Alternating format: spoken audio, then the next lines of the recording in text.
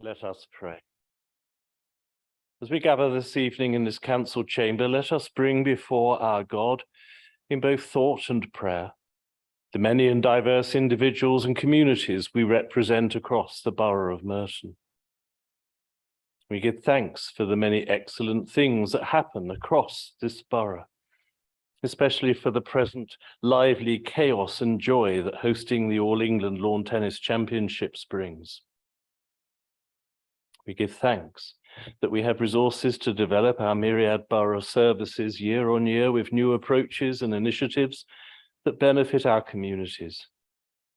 We also give thanks for the work of the voluntary sector and all that rises up from the grassroots of our communities.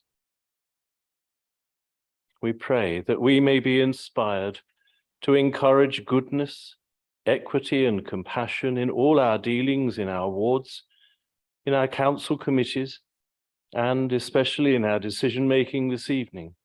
May we use our wisdom and acumen to the benefit of all. As we give thanks for those who have been part of this borough, we remember especially Maurice Groves, whose farewell was today. We also remember Baroness Margaret MacDonagh of Mitcham and Morden in this borough. We give thanks for her life and career and pray for her soul. We also remember her sister Siobhan and all her family, friends, and colleagues. We also pray for those suffering from the scourge of cancer, especially glioblastoma, for the development of better treatments, and let us pray that a cure may one day be found. And whilst we celebrate the lives of those whom we have lost, we must also weep when things are not good, when things go wrong. We bring to mind the tragic accident at the study prep school on Wimbledon Common. We pray for Selina Lau and Nuria Sajad, who lost their lives. We pray for their parents, siblings, and families, for all those suffering shock, grief, and distress at this time, particularly remembering others hurt in the incident. And we pray for the driver of the vehicle involved. We also give thanks for those many members of the emergency services involved in dealing with this harrowing event. And this makes us think about schools at this time of year as they break for the summer. And we pray for our young people across the borough, that their holidays might be stimulating, refreshing, and enjoyable. So as we thank our God for the life we are given, let us remember how frail we are, and let us hold before God and ourselves this evening our responsibility to each and every resident, the worker and visitor, the student in Merton, as we make important decisions. And we ask that we may be blessed with compassion and love and regard for everyone. Amen.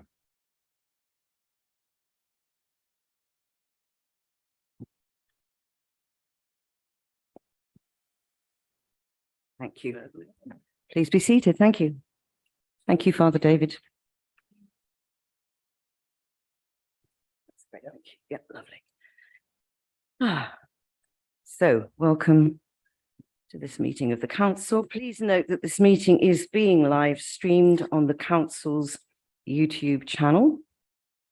Therefore, if you are participating in this meeting, you are consenting to being recorded and to the use of those recordings for broadcasting. If you have any queries regarding this, please speak to a council officer.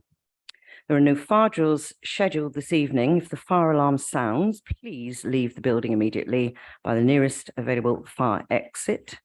If you're unable to use the stairs, a member of staff will assist you. The meeting will reconvene if it is safe to do so. Otherwise, it will stand adjourned. Members, when you are speaking, the traffic light system here and timer on the screens will indicate when you have 1 minute remaining. Your microphones will be operated for you within the chamber. If anyone is attending online, please operate your own microphone. And before we begin, we're going to take some time to speak on the devastating incident at Study Prep School last week. And I will preface this by saying that only 2 weeks before the event, I'd had the great experience of visiting this lovely school with Councillor Kawesa, and was so impressed and inspired by everything that happens at that little school. And the children were absolutely phenomenal, so vibrant and bright and engaging, full of confidence, truly examples of good teaching going on there. So it feels particularly close when this sort of tragedy happens. I won't go on, but suffice to say that the loss of those 2 young girls, Selina and Nuria, will live on in my memory for a very long time. So I would now like to invite Councillor Barlow to make a tribute. Madam Mayor, thank you for the opportunity to speak on behalf of the residents of Wimbledon Village, a community still in shock from the awful events of last Thursday. We are still trying to make sense of how something so terrible could have happened. No parent expects their child won't be coming home after a day at school. The families of Selina Lau and Nuria Sajjad are in all our thoughts, as are the parents and children who were injured, their families, the teachers and staff of the study, and all those trying to come to terms with what happened. As a community, we will do all we can to make sure they're getting all the support they need. This would have been a dreadful thing to have happened on any day, but this was the last day of the school's year, normally such a happy day. And as is ever the case when things like this happen, you can't help but stray into the what ifs. A day later, and we'd be talking about a broken fence and a damaged building, a near miss. This makes what happened feel even more tragic. When you visit the school sites and see the many tributes left, your eyes are drawn to those left by the 2 girls' classmates. Some have written poems, others about their memories of them. None of us knew Selina or Nuria, so I wanted to finish with the words of those that did, their families. Selina was an intelligent and cheeky girl, adored and loved by everyone. Nuria was the light of her lives. She embodied joy, kindness, and generosity. She was loved by all around her. I know that their memories will live on with their classmates, teachers, and those that knew and loved them. Thank you, Madam Mayor. Thank you so much. Councillor Austin. Thank you, Madam Mayor, and I associate myself fully with the condolences expressed by yourself, Madam Mayor, and Councillor Barlow. Wimbledon Village continues to remain in shock. This school has been an integral part of our community for well over 100 years. My own sister attended the studies school, and I can attest to the strength of their alumni community. But tragedy has a way of ultimately bringing out the best in people. And just short of a week on from this accident, I think it's time to recognize the great service which was displayed that morning on Wimbledon Common. Firstly, I think thanks obviously have to go to the emergency services who so quickly and professionally attended to the scene in what must have been distressing circumstances. I want to thank the air ambulance, the Metropolitan Police, the NHS and the ambulance services, the fire brigade, St George's Hospital, and Merton Council and those involved in Borough Command. I know I speak from on behalf of the entire village community when I say how greatly appreciated all of their and your efforts were that day and since. For me, this is also deeply personal. I visited St George's Hospital just 2 weeks before the accident. Some councillors may know I'm heavily involved in the St George's Charitable Trust, which is seeking to raise funds for the paediatric wards. And I was on the paediatric intensive ward, the ward that treated those children. And I can well understand why those who receive treatment have been so forthright in their gratitude and their praise to the staff at St George's. But I want to voice gratitude to the first responders, and in particularly the keepers of Wimbledon Common and those from the Wimbledon Common Golf Club who were on the scene before the emergency services.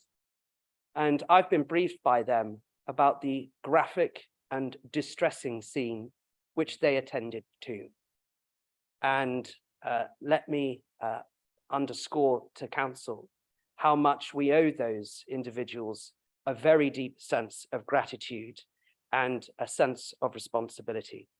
And I hope that going forward, councillors from the area will continue to support these communities. And I hope that the council will continue to support both those who were directly affected by the accident and all of the responders who came to their aid. Thank you. I'm sure we all echo your feelings with regard to the services too. Thank you so much for your words. Councillor Kohler. Thank you, Madam Mayor. It's hard to imagine a more joyous scene than the study last Thursday morning, a few minutes before 10. Young girls playing and picnicking on the grass on the last day of term. Many, like precious Selina Lau and Naria Sajad, about to take the next big step in their lives, excitedly looking forward to moving up from Wilberforce House next term. Beautiful girls in a beautiful setting, full of the joys of life and the innocence of youth. Words are so useless at a time like this. 2 young lives lost, 2 families torn asunder, an adult grievously ill in hospital, and others, including a 7-month baby, still undergoing treatment. I know I speak for everyone in this room when I say our hearts go out to the parents, families and friends of Selina and Naria and all those involved in this terrible tragedy. You're in our thoughts and prayers. In the worst of times, one sees the best of humanity. I pay tribute to our emergency services, the school staff, students and governing body, the Wimbledon community and Merton Council, all they have done and are doing. Nothing will change what happened, but we will do everything we can to help. God bless. Thank you, Councillor. Now, Councillor Foley. Thank you, Madam Mayor. I think I'd just like to echo the thoughts of my fellow councillors. I think all 3 of them have summed up exactly what we all feel. A very tragic day, and thoughts and condolences with those affected with the loss of these 2 little girls. Thank you. Thank you, Councillor. It is also with regret that we announce the death of Maurice Groves, who was a councillor here from 2000 to 2014. I understand, Councillor McLean, you will offer some words. Thank you, Madam Mayor. I attended Maurice's farewell today, and it was a testament to see so many past councillors from the Conservative groups and also councillors Macaulay, Agatha, and also Alan Brittis. It was a testament to his popularity. During his 14 years on Merton Council, Maurice showed his dedication and passion to improve Lower Morden and the lives of people across the borough. Maurice had a great passion for the open spaces of Merton and our many fantastic parks, especially here in Moreton. As Joe, his daughter, said today, he had a unique ability to be able to connect with residents, and again, incredibly popular. Maurice sat on the planning committee for many years, speaking in favour of quality homes for our residents and improving our environment. Maurice raised his family in Merton, and our thoughts are with them at this time. Thank you very much. And of course, I would like to mention the passing of a good friend to certainly this side of the chamber, and I'm sure to many others, the passing of Baroness Margaret McDonough, the sister of our MP Siobhan. Before Margaret died, I did seek the advice and permission of her and her oncologist to raise funds for the Brain Cancer Research Charity, and I won't go into too many details. However, the frightening facts remain that more people under the age of 40 die of brain cancer than any other cancer. I don't know why that is, but it is factual. The other terrifying thought is that it's one of the oncology studies that is not necessarily one that is encouraged for medical students to study. It's not one of those that is, it's a choice basically, and we're asking the NHS to ensure that it becomes part of their training as a matter of course. But lastly, the fact is that although research has been done and a cure is there available, the funding is not being provided to the department to be able to undertake what is a very individually tailored treatment to each tumor, but it can be done. So on that basis, I will do all my best to raise money to support Paul Mulholland. I think it would be a good thing if we now had a moment's silence or even a minute's silence for all those that we have spoken about.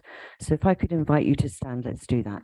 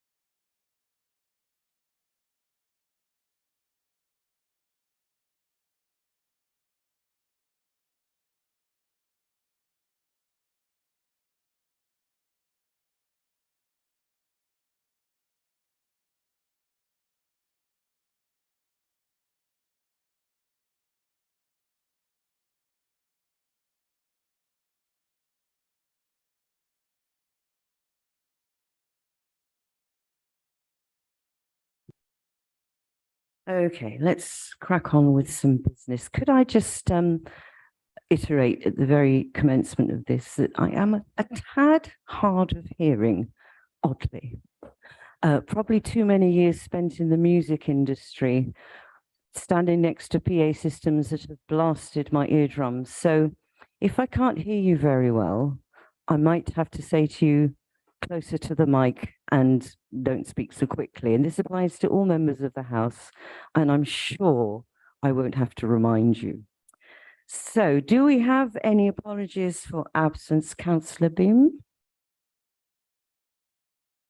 Thank you, Madam Mayor. We have apologies from Councillor Sebeski and of course Councillor Pearce. We also have Councillor Judge joining us online this evening. Thank you. Councillor McGrath? Thank you, Madam Mayor. We have apologies from Councillor Bakari and Councillor Braithwaite is online. Thank you. Councillor Barlow? No apologies, Madam Mayor. Thank you. And Councillor Foley? No apologies, Madam Mayor. Excellent. Roll call has completed. Right. Are there any declarations of interest? I see no hands. I hear no voices. Therefore, no declarations. Excellent. So we have the minutes of the annual meeting held on the 17th of May, 2023. Is there any dissent to any of these minutes? I see nothing, I hear nothing. Therefore, I shall take that as agreed. Very good. So does the leader have any announcements? Councillor Garrett. I do. Thank you, Madam Mayor. And I wish to echo the sentiment that you gave, that Councillor Austin, Barlow, Kohler and Foley also gave regarding the tragic incident at the study prep school in Wimbledon last week. Everyone here in the council chamber, as we've heard this evening, across the council, in the borough and beyond, feels the loss of Selina Lau and Nuria Sajad. Two bright young girls who had so much to look forward to before their lives were so cruelly cut short.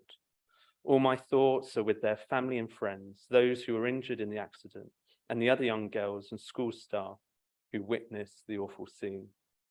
I want to thank and pay tribute to the emergency services, as others have done this evening, and council officers, as well as fellow councillors for their response on the day of the incident and in the days since.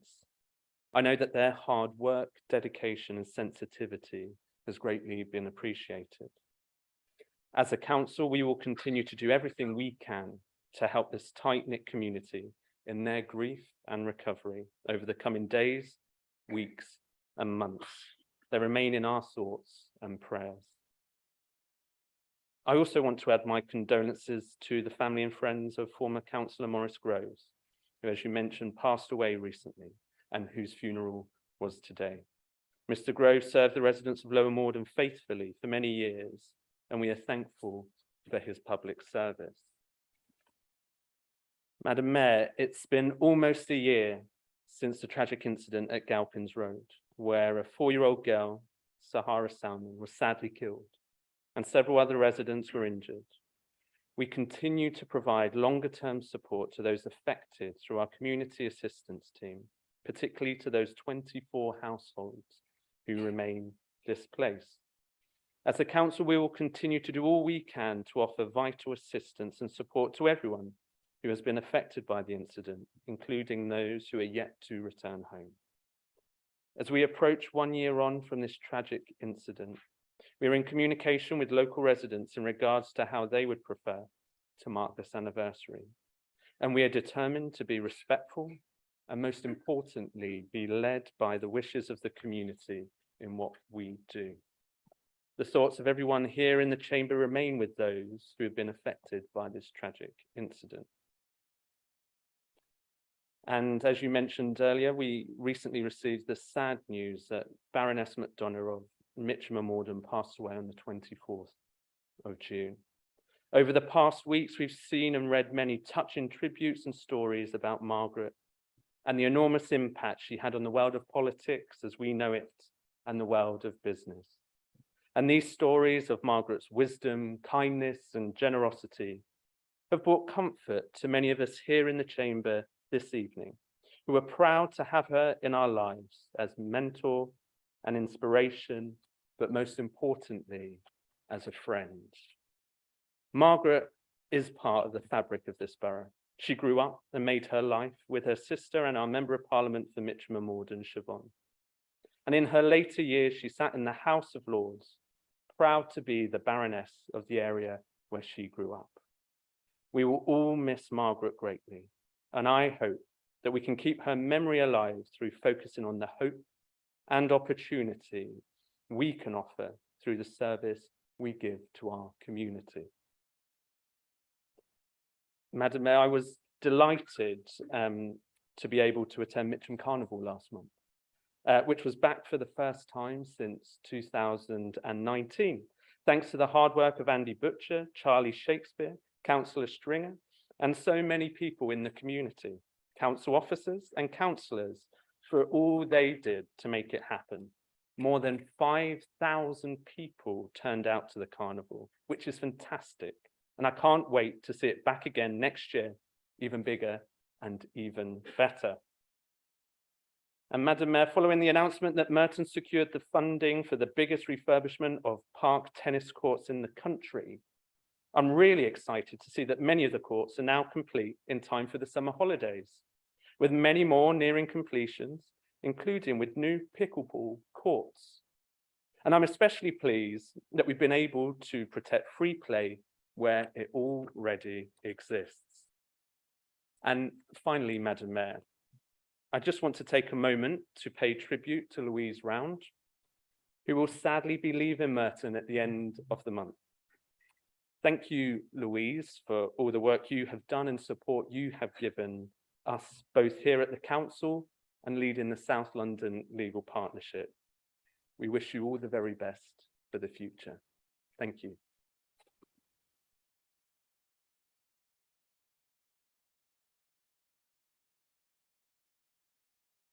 Should I have brought the tissues, Louise? No, you're all right. You're all right. Okay. Yeah, just focus on the script. You'll be fine. Yes. Yeah, Mitcham Carnival. That was great. And what's so interesting is that it didn't feel like 5,000 people. And I reckon we could get easily 10,000 people in that space and still have room. And it was a wonderful experience. For those of you that didn't manage to go, you missed a great day and a suntan. I'll leave it at that. Just a very tiny brief update from my part as a new mayor, in that I just wanted to signal my thanks to the mayoral team who have been guiding me and looking after me in my first few weeks. And the support is invaluable because it's a strange old job if you haven't done it before and no one tells you what to do. So thank you, Carl and the team and everyone else and the officers concerned, and fellow councillors also who have been very kind and helpful and supportive from all sides of the chamber. I would especially like to thank Councillor Foley and Councillor Hicks for being part of my events and fundraising team, and we will do bigger and better as we go along. We had a quiz night last Friday, which was great fun, and we raised money, and I'll let you know the totals another time. I will also thank Councillor Macaulay, who did 50 lengths at David Lloyd's swimming pool recently to raise funds. I know she very kindly does it every year, but you know, it's a big achievement. I couldn't do one length, she does 50. And for the first time, David Lloyd did actually recognise the achievement, because they were particularly keen that they recognised the charity of the brain cancer research. So thank you, Councillor Macaulay. Very grateful to you.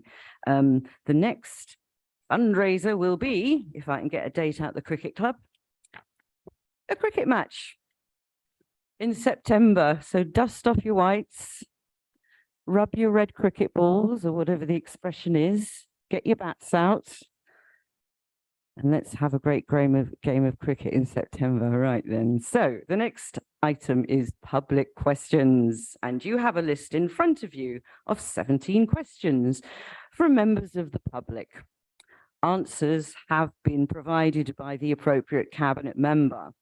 Each questioner was invited to notify the council in advance of the meeting if they wish to ask a supplementary question. And I will call each person's name in turn. When you are called, please come to the desk at the back of the chamber labeled public questions. Please keep your supplementary question brief and not a statement.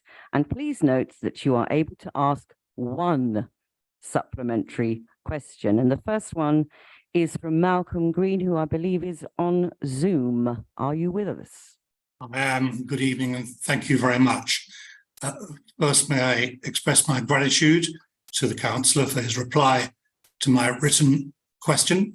My supplementary is, will he please arrange for officers to hold a site meeting with representatives of the East Hillside Traffic Management Campaign to explain the proposed location of the sensors, which he is now arranging to install, and also, of course, to invite ward councillors to attend such a meeting if it can be arranged. Thank you. Will the cabinet member please respond? Thank you. Thank you, Madam Mayor. And I thank Malcolm Green for his question, and I thank officers for helping me with the answer. And I will gladly arrange for that meeting of officers, councillors, to discuss and delve into the issues around East Hillside. Thank you very much. Thank you. Thank you. And David Kayard, are you here? Are you online? Online. I am. Can you hear me? Yes. Good. Thank you. Well, first of all, I just want to associate myself with the remarks and sentiments that you had about the study. My daughter was a pupil at that school for 7 years, and an absolute tragedy. But I'm very grateful to the Transport Councillor for his reply to my question. But I think that the proposals put forward are ones that have been tried before and have proved totally ineffective.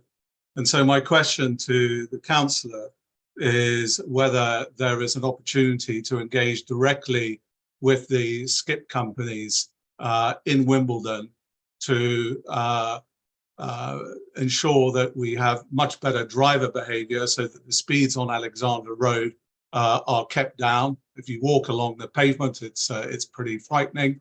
And secondly, that they don't use East Hillside as a cut through to the A3, which is illegal.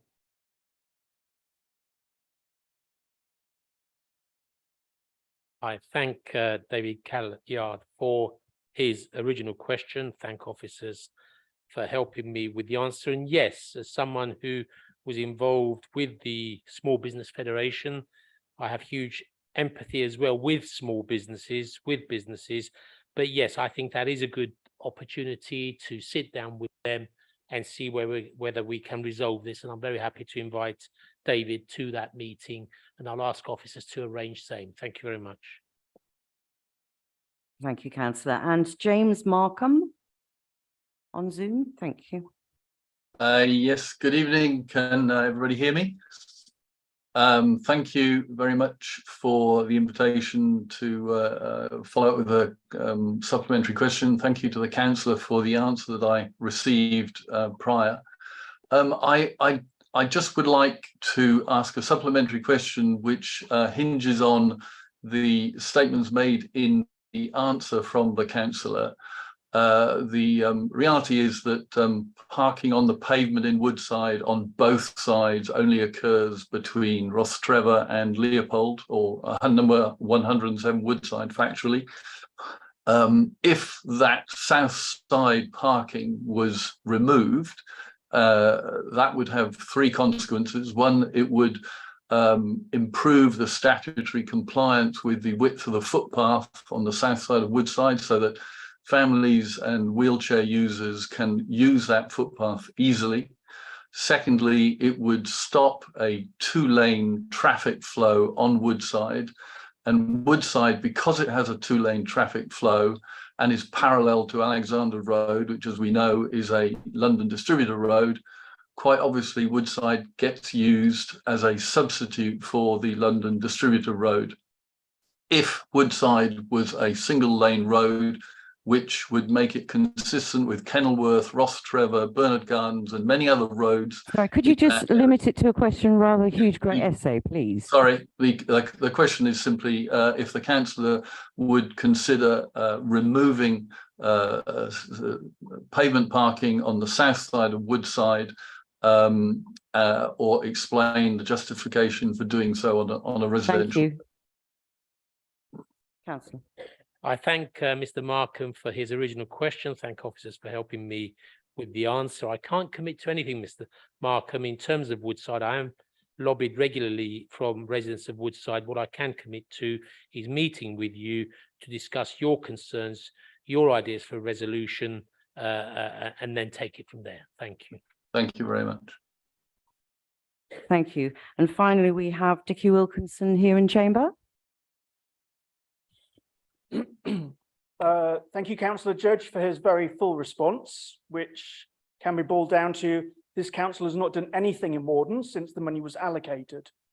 So this evening, I ask, given that we already have the funding, the staffing and ideas in place, as per the Morden Regeneration Steering Group, along with installing the new litter bins that were ordered in 2022, what three visible things will this council do to Morden Town Centre by December 2023? Well, I thank Mr. Wilkinson for his supplementary question. He may see, I think, in the third paragraph of my answer, that there will be a series of interventions in terms of seating, planting and other structures, which are sought to be delivered over a timescale with implementation in summer 2024. So that is a very significant thing. Apart from that, the council remains committed to the absolute regeneration of Morden, has commissioned a number of consultancy reports, and will be coming to decision on the way forward for Morden regeneration by the end of the year.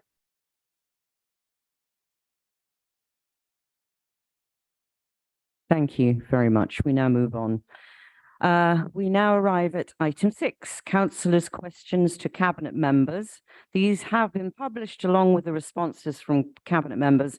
I will read out each member's name in the order they appear in the agenda and invite you to ask a supplementary question. Please ensure all supplementary questions are brief and not a statement, and we will get through as many as possible in the time allotted. Very well. Councillor Charles, you are top of my list. Thank you, Madam Mayor, and thank you to my colleague, Councillor McCabe, the Cabinet Member, for your answer. I'd like to ask supplementary, which is, does the Cabinet Member believe that St Helier Hospital is currently providing Merton residents with an environment that is fit for a 21st century healthcare system? Thank you. Councillor McCabe. Thank you, Madam Mayor, and can I thank my colleague, Councillor Charles, for her original question and the supplementary. I think the answer in one word is no. I visited St Helier Hospital some months ago, and I was appalled at the state of disrepair. There is an article on the ITN News website which details the state of disrepair there. And I think probably the most shocking thing was when you walk into the reception of the maternity unit, there is what I can only describe as a contraption made of tarpaulin hanging down from the ceiling above the receptionist. And it's got a pipe coming out of the pointy bit at the bottom into which rainwater falls and it goes into a bucket.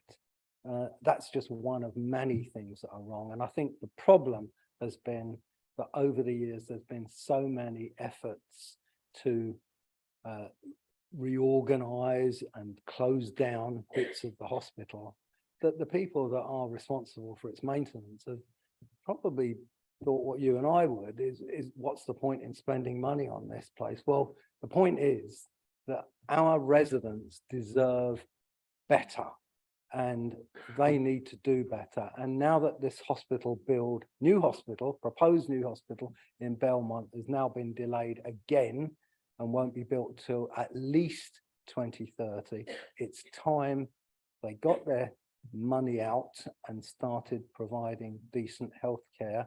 The staff there are fantastic. They deliver services in the worst possible environment, and yet they really care about their patients and deliver extraordinary care. Thank you so much. I concur with your observation of the state of play there. However, let's move on. Councillor McGrath, it's your turn. Thank you very much, Madam Mayor. You'll recall, Madam Mayor, that thank you to the Cabinet Member for the reply. You'll recall that in March, we passed a budget that included a capital spending figure of £2.75 million for the running track. Does the Cabinet Member agree with me that it would have been better to find out whether there was a need for a running track before we put it in the budget?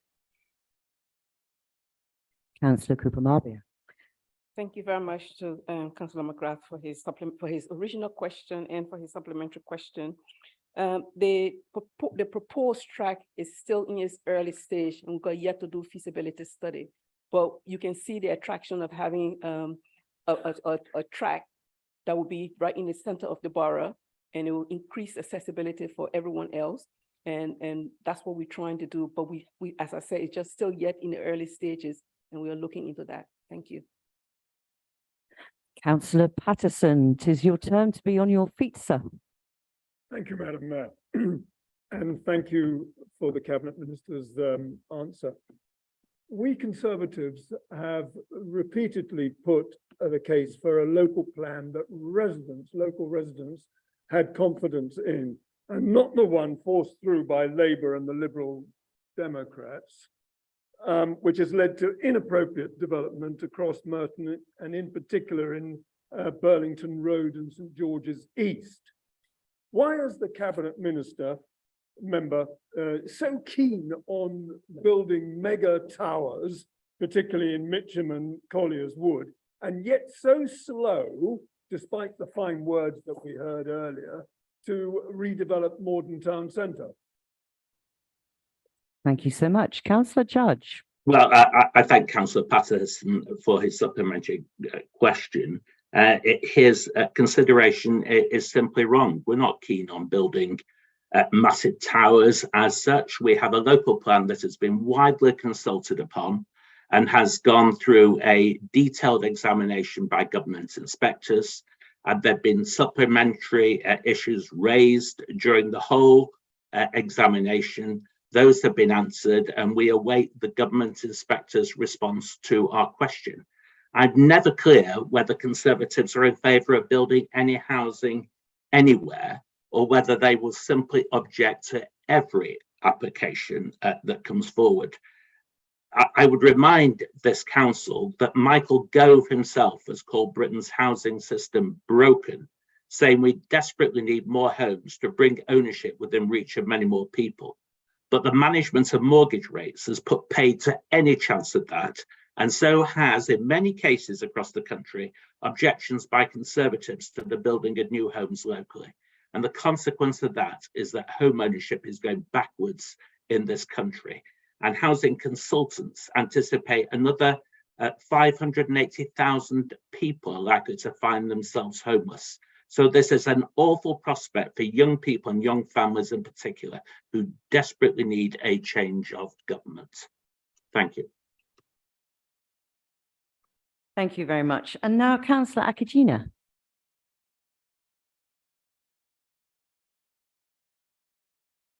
Thank you very much, Madam Mayor.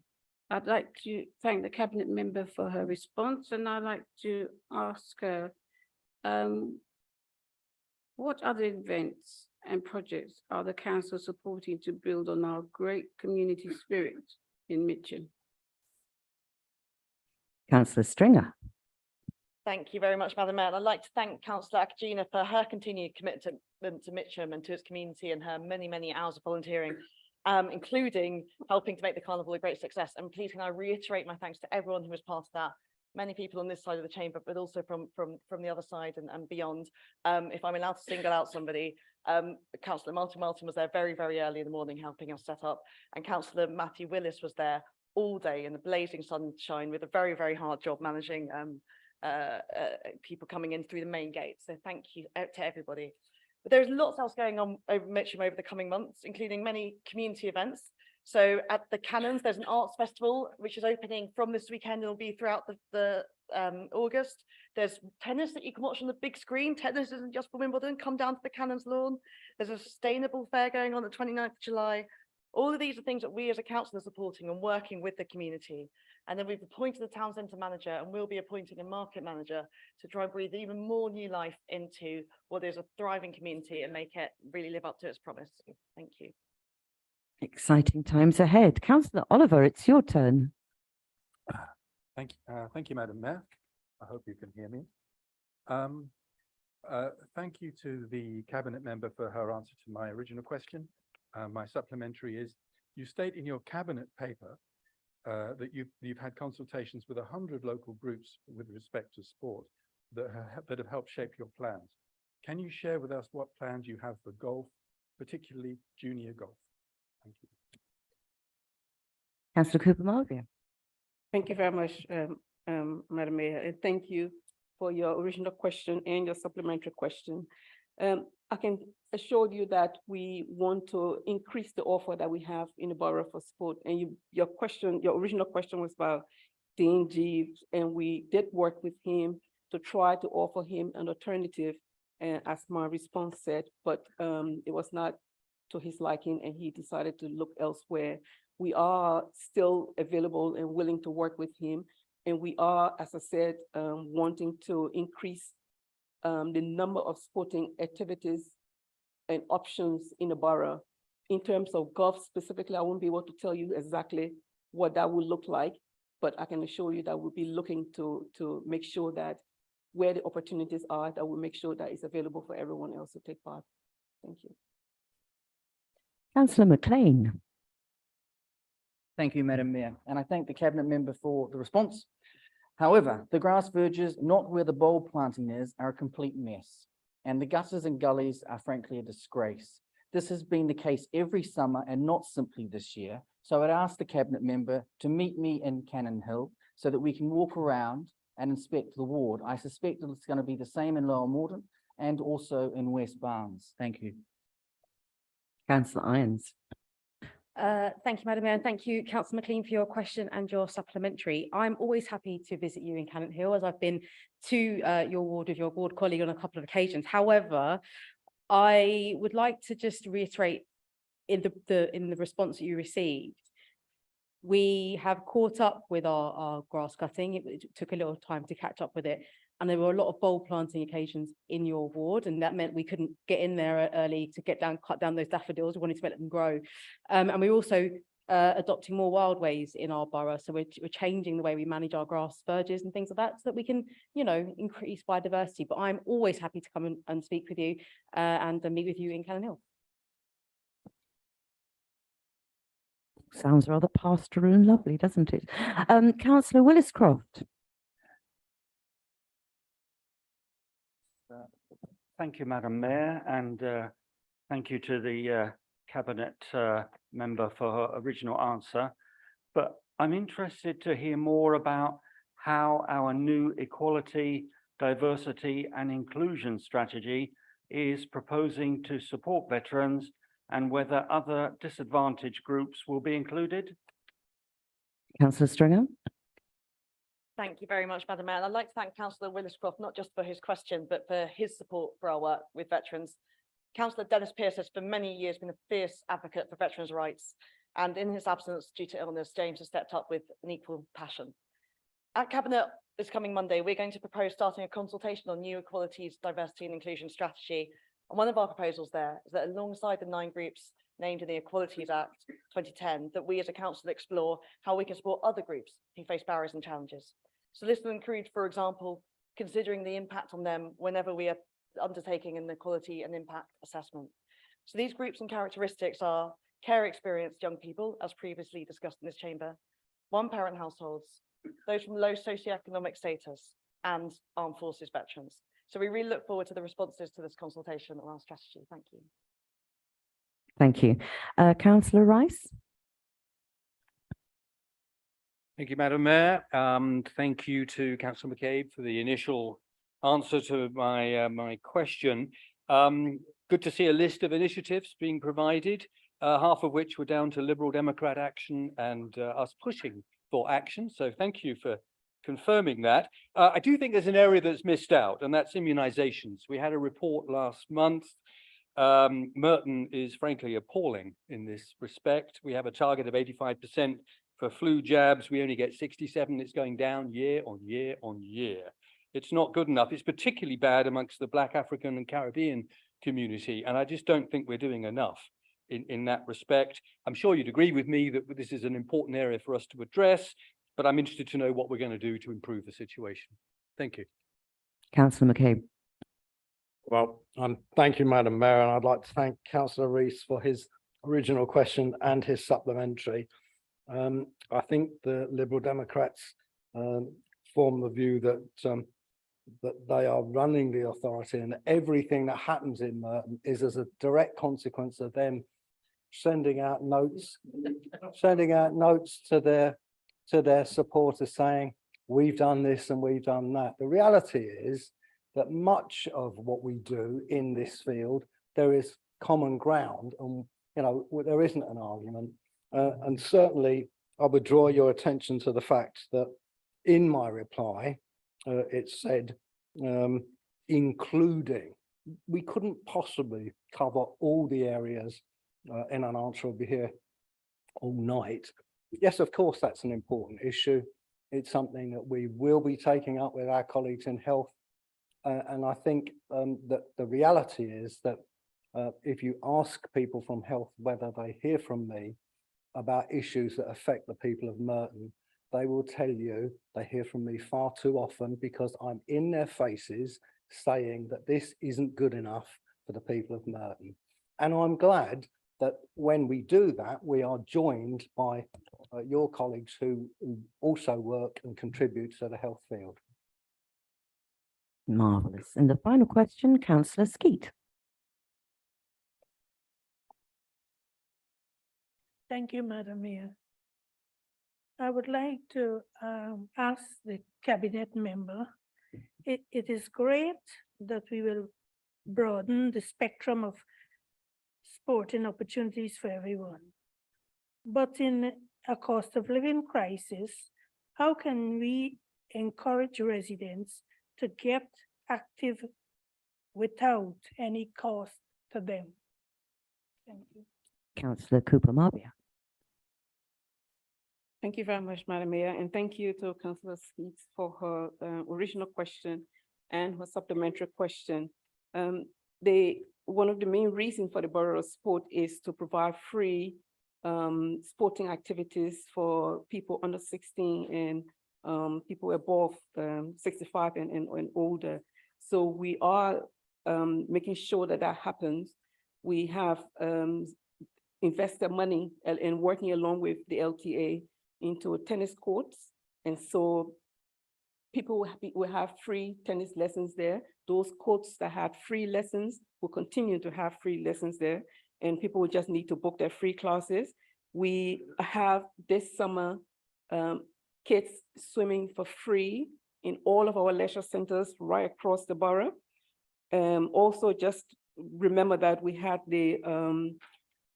had funding granted to BMX track, the Sing BMX track in Mitcham, and also the Mitcham Cricket Club.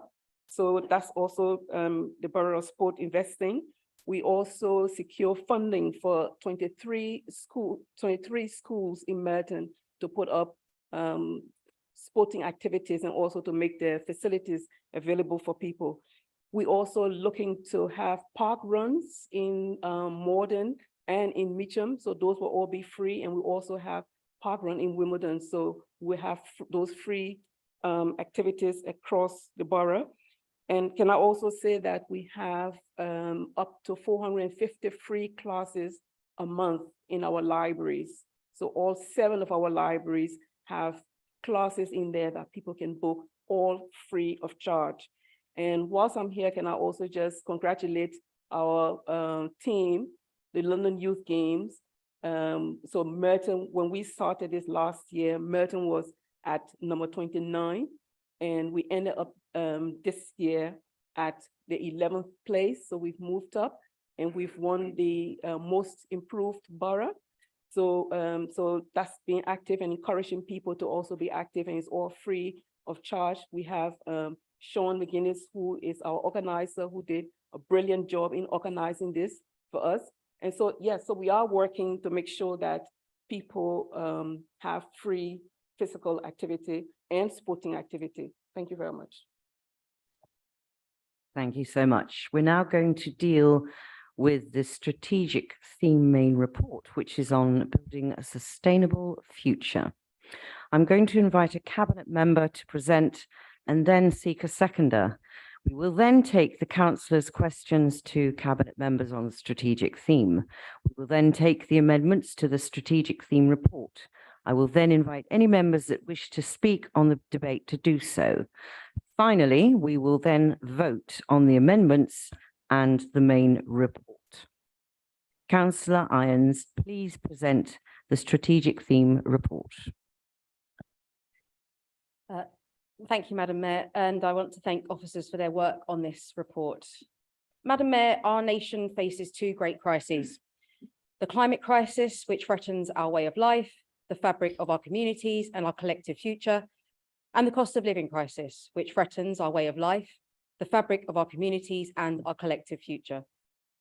With every passing year, the warnings over climate change move from theory to practice and from science fiction to fact. CO2 levels are now at their highest point in more than 2 million years, and just last week, the world experienced its hottest day on record. And with every passing day, more and more people go to work and find they don't earn enough to put food in their stomachs or keep a roof over their heads. In Britain today, over 11 million people and 3 million children live in absolute poverty. And last winter, 4,000 warm banks opened their doors to provide sanctuary from the cold. But Madam Mayor, we can tackle both the cost of living crisis and the climate crisis. We can put money back into people's pockets and save our planet. But without national leadership from government, and with a Prime Minister who simply is uninterested in these issues, it falls to us in this council to take action. Because in Merton, we are interested. And as the report outlines, this council is doing the work to become a net zero council by 2030 and a net zero borough by 2050. We are developing a tool to assess the climate impact on council decisions. We are changing our approach to procurement, and we have published this council's first ever tree strategy. But with 81% of the borough's emissions coming from buildings and energy, Building a sustainable future for Merton starts with our buildings. That's why we are expanding the number of solar panels on our schools, developing plans to retrofit our council-owned buildings, and have secured £3 million in funding to decarbonise the heating network in our civic centre. And we are cutting emissions and cutting energy bills across our community, whether it's by working with the Mayor of London to retrofit the homes of our poorest residents, developing our retrofit loan scheme to support homeowners who don't qualify for government funding, or putting forward ambitious climate change policies that, if approved by the Secretary of State, would see every new development in Merton built to a net zero standard by 2050. Because here in Merton, we are interested in tackling the climate crisis, and we are interested in tackling the cost of living crisis. Finally, Madam Mayor, we cannot talk about the future of this borough without mentioning the work of Merton's Resident Climate Action Group. These volunteers have spearheaded projects such as Energy Matters, which is educating the next generation of climate champions whilst tackling fuel poverty, and Merton Garden Streets, which is increasing biodiversity and bringing neighbours together street by street.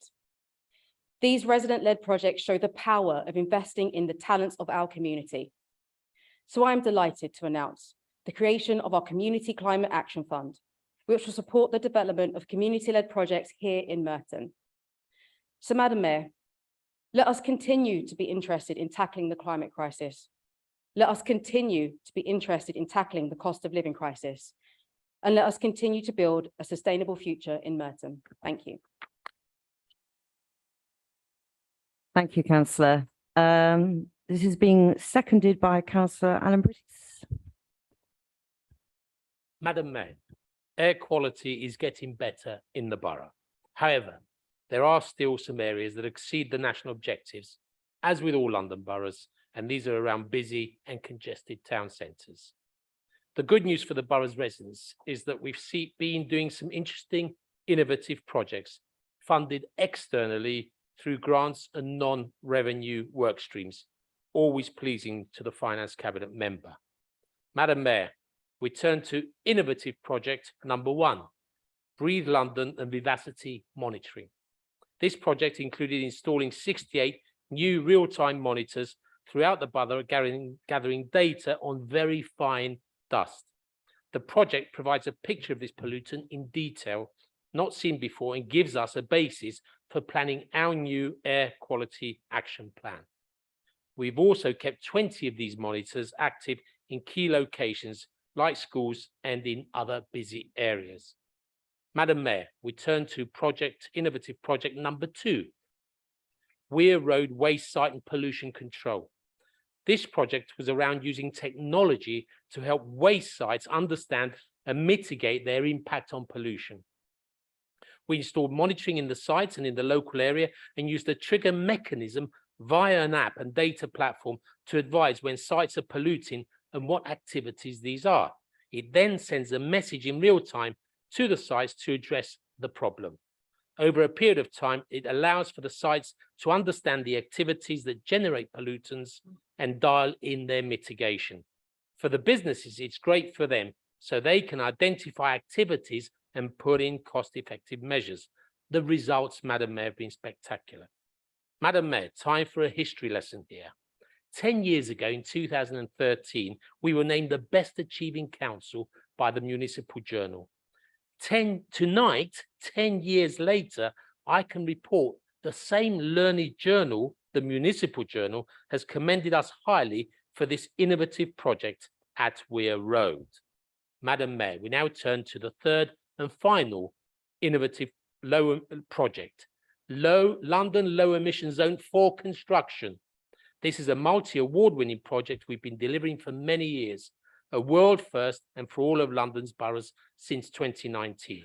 This project uses the planning agenda to set the standards of engines and equipment used on construction sites. Our project has a number of facets, including site inspections, compliance, working with the supply chain, and guiding the construction industry. The emissions calculations show we've reduced pollution from construction equipment in London by 48%, or hundreds of tons of CO2. The great part of this has been the partnership with the construction industry and their desire to play a role in tackling pollution. Madam Mayor, I end with another history lesson. 10 years ago in 2013, we brought Chas in as a wholly owned subsidiary of this council, with Merton operating the scheme for the whole country, and we all know what a success that has been. Tonight, I can report there is a real opportunity for this project on construction sites run by Merton to start to expand outside of London. This is because the new DEFRA framework says all authorities should be tackling pollution on construction sites. And what's more, Madam Mayor, DEFRA is seeking to extend beyond construction and into waste sites, roadworks, and large events that use generators. Another great opportunity for Merton, Madam Mayor, to lead the way. Watch this space. I second this excellent report. Thank you.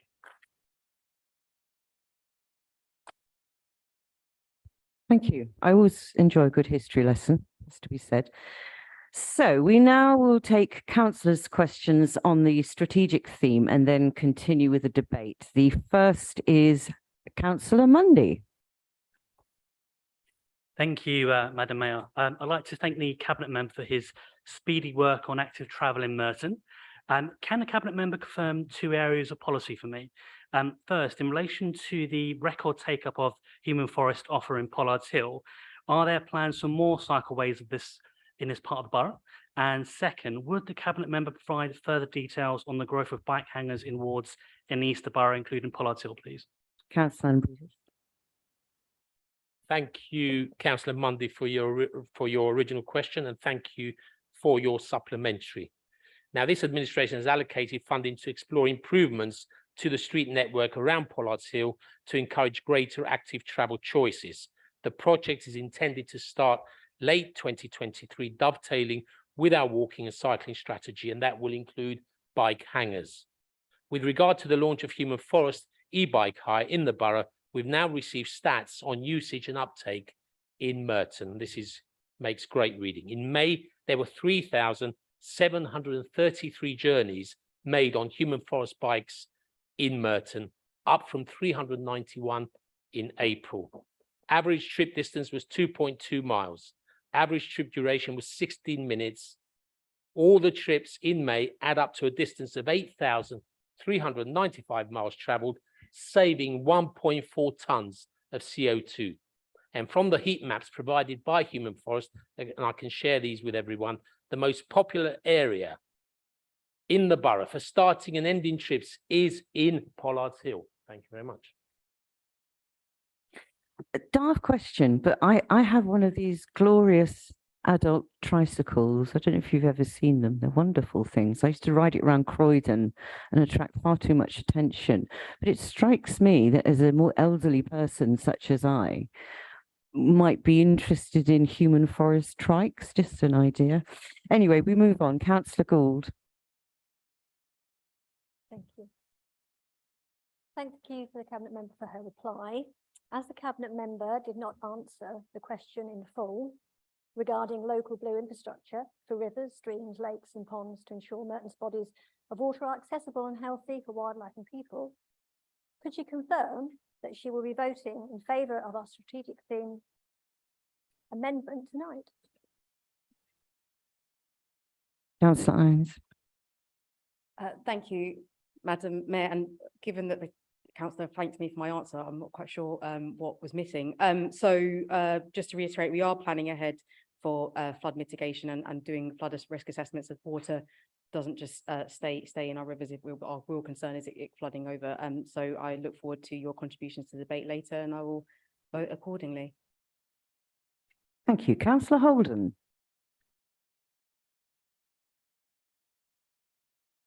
I thank the Cabinet Member for their response. Every time there is a thunderstorm, Lower Downs Road and Martin Way keeps flooding. Will the Cabinet Member meet with me, Councillor McLean and Councillor Patterson to see what further measures can be implemented at these locations to stop the flooding? Councillor Irons. Thank you, Madam Mayor. I guess we'll have to do a bit of a round tour of your wards. I'm happy to do that with you, of course. We have also done tours before of areas in your wards, and I'm more than happy to visit with you. Thank you. Councillor Kirby. Thank you. I don't have a supplementary question, but I would like to congratulate Councillor Irons and her team for all the good work they're doing in this area. Thank you. I don't think there's any response other than thank you. Thank you very much. Councillor Galea. Thank you. Thank you, Madam Mayor. Thank you to the Cabinet for the response. I know that the response refers to undertaking a sustainable appraisal on the local plan and scoring policies against environmental, economic and social characteristics. However, I don't get the impression sustainable appraisals are being done before implementing infrastructure, such as cycle parking, cycle lanes, or EV charging facilities. Therefore, could the Cabinet member explain how their approach is reflected when building sustainable infrastructure? Is that for Councillor Allenbridges or Councillor Irons? I'm not sure. Who are we asking? Either of you, both of you? I'm not sure if this is my portfolio, Councillor Allenbridges, or even Councillor Judges, but I mean, from our perspective, in terms of local environment and climate change, we are obviously recruiting and staff to do these analysis across the borough to ensure we have the right infrastructure to support our ambition to become a sustainable borough. As you can imagine, things like EV charging and solar panels and us trying to have EV buses take on a lot more electricity than, say, plugging in a kettle. So we do have to have these bigger strategic look at our certain parts of the network. So we are looking at that within the council. We may have to do a follow up though on specifics that you mentioned, because it might sit in somebody else's portfolio. Councillor Brunt. Thank you, Madam Mayor. I stand before you as someone who used human forest bites 11 times out of the 3,000 that Councillor Ambrose mentioned. I thank Councillor Judge for his answer. And my supplementary question is, it's great to hear the plans for sustainability in the borough. However, how are these proposals being introduced into the council building 400 homes, and how will that benefit residents?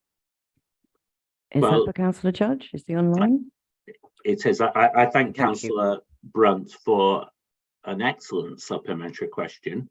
Our intention is that these 400 homes will be exemplary. And I think it's important that as the local councils take the lead in innovative construction, we've been exploring existing low carbon developments in other boroughs. And in particular, we've recently undertaken trips to investigate passive house schemes with the Phoenix Housing Association in Lewisham and Camden Council. And these schemes demonstrate a compelling case for building to passive house standards in Merton. And this will be about design and materials rather than having lots of mechanical kit. It's about combating climate change and reducing energy bills, potentially by up to 2/3 for households. It's about getting the homes right in the first place with buildings that are meant to last, rather than having to revisit schemes a short time after completion to correct mistakes. It's about comfort, building homes that maintain acceptable temperatures throughout the year in both winter and summer. Now, we aim to show the way by building sustainable homes where the performance of the buildings in 30 years' time will be much the same as when the residents first move in. I thank Councillor Brunt for his question. Thank you very much. Councillor Willis. Thank you to the Cabinet member for his words then, and for officers for making reference to building in this report on building a sustainable future on page 34. I'm heartened in your reply that any cost savings in the proposed passive house build with L&Q will be tenure blind. On the 400 homes, the February minutes from Sustainable Communities report you saying that some may be temporary accommodation. As the same meeting recommended the council does everything in its power to house people in Merton, will some of these homes be used for that? Councillor Judge. I think our intention is to build 400 homes for social rent, which are council homes. We undoubtedly have a need for temporary accommodation, but I'm not going to suggest now that they're properly part of the 400. We need to maintain focus on the 400 being social rent council homes. But I thank Councillor Willis for his important supplementary question. And now Councillor Fairclough, thank you. Thank you, Madam Mayor, and I thank the Cabinet member for his detailed answer. I'm glad he mentioned the focus on the 400 homes. The detail of the answer he gave to me is the 20 years of planning permissions and builds in the borough, which is pretty much the entirety of this administration's record, including when Councillor Judge was leader, and indeed when he was previously the Cabinet member for regeneration. Now, at 21% of approvals being for affordable housing and only 66% or thereabouts of approvals leading to buildings, how can he assure me that things are going to be different now? And how is he going to meet his commitment to build council housing? Councillor Judge. Well, the commitment to council housing is a prime priority for this administration. And we will be tested on whether we succeed or not. By the end of this administration, we want 400 homes to be at least in the course of construction, with a number already completed. In terms of our planning system, we do our utmost to ensure that truly affordable homes are delivered through planning applications. Of course, that can be very difficult with the government's approach to viability assessments for affordable housing, which is really weighted in favour of developers and weighted against social housing being delivered through the planning system. But nonetheless, with the firm support and cooperation of Sadiq Khan as Mayor of London, we are striving to deliver higher and higher numbers of affordable housing through those planning applications. I thank Councillor Fairclough for his supplementary question. Thank you. And now finally, Councillor Butcher. Thank you, Madam Mayor. I thank the Cabinet member for his comprehensive answer on positive steps Merton Council is taking to monitor and deal with air pollution in the borough. Can the Cabinet member confirm that there is also a role for national government in this significant environmental area?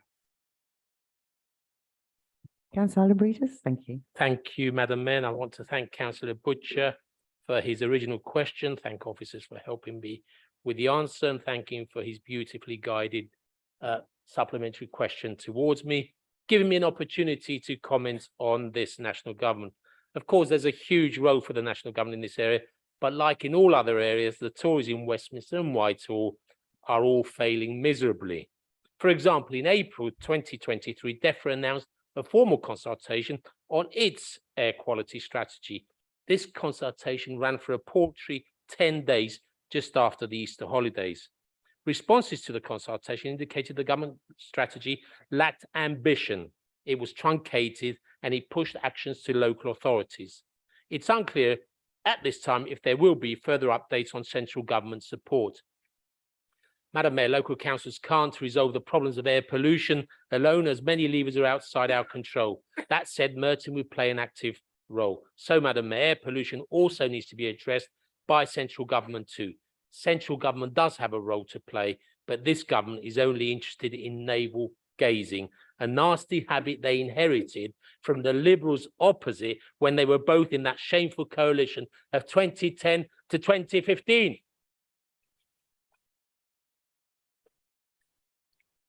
Right, less mumbling, let's move on. As no strategic theme motions were submitted, we now move on to the amendments to the strategic theme main report. We have 3 amendments and we will take them in the order they were received. Councillor Cox, please move your amendment. You have 4 minutes.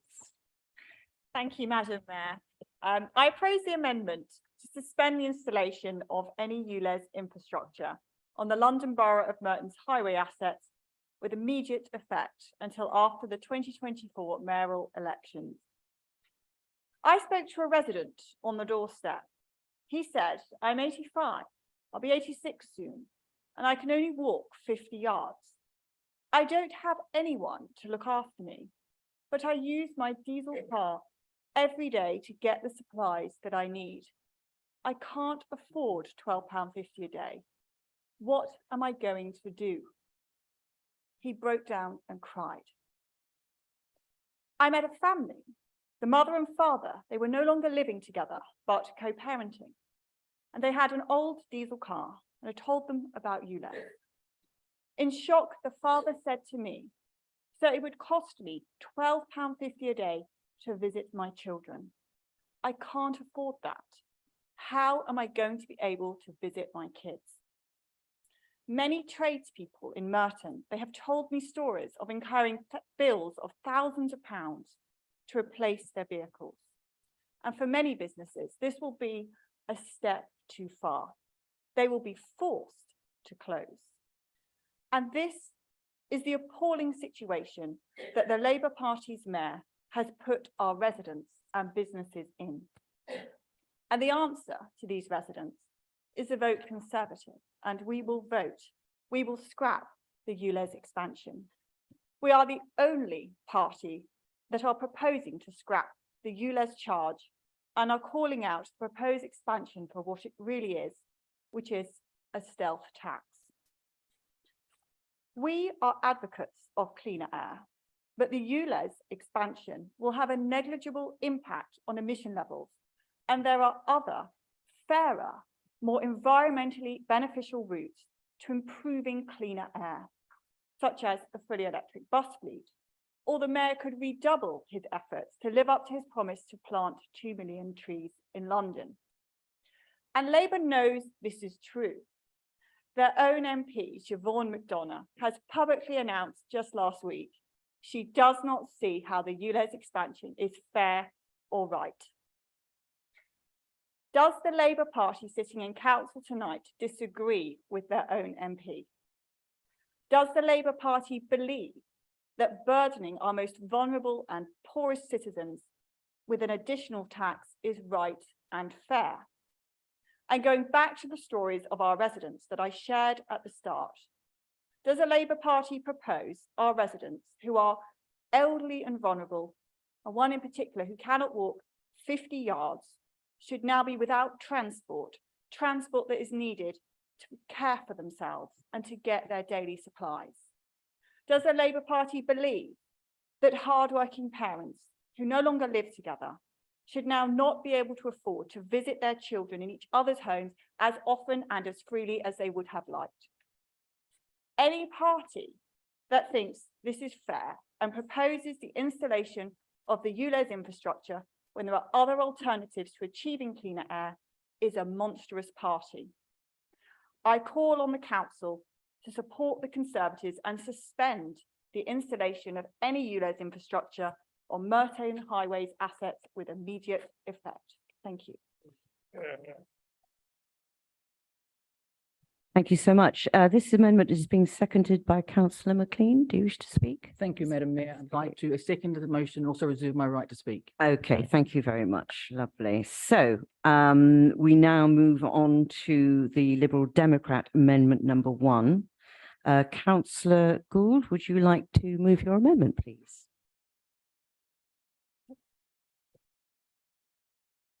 Thank you, Madam Mayor. The climate crisis is no longer a future problem. Floods in Spain, wildfires in Canada, orange smoke-filled skies in New York, our weather systems are out of control. There can be no denial that this is a man-made problem created by burning fossil fuels. So with urgency, we welcome the report, but request that the following recommendations are considered. First, develop a scheme that assesses the climate emergency impact of council policies and decisions within the next 6 months to put climate action at the heart of decision-making. We need to align all council statutory, non-statutory plans, policies, guidance with respective carbon reduction pathways and nature restoration plans, including procurement, with a view to make sustainability a stronger feature. In the Merton Annual Public Health Report 2022-23, Health Co-Benefits of Climate Action, we discover a reason for true progress failure. Silo working between departments and sectors still prevails, hampering truly integrated planning and system working. As a way forward, we propose including the Climate Action Plan within the Quality Impact Statement. We will shortly hear from Councillor Page, who will outline our proposal around energy efficiency. Our further request for amendment is to investigate and report back within 12 months with plans to improve local blue infrastructure. Para 2.16 of the report references the importance of human need to have a proximity to the natural environments, and yet this report does not look at rivers, streams, lakes, ponds at all. So we are asking for plans to improve local blue infrastructure, including looking at potential national standards to assist in measuring improvements similar to the concept to green flags for our parks.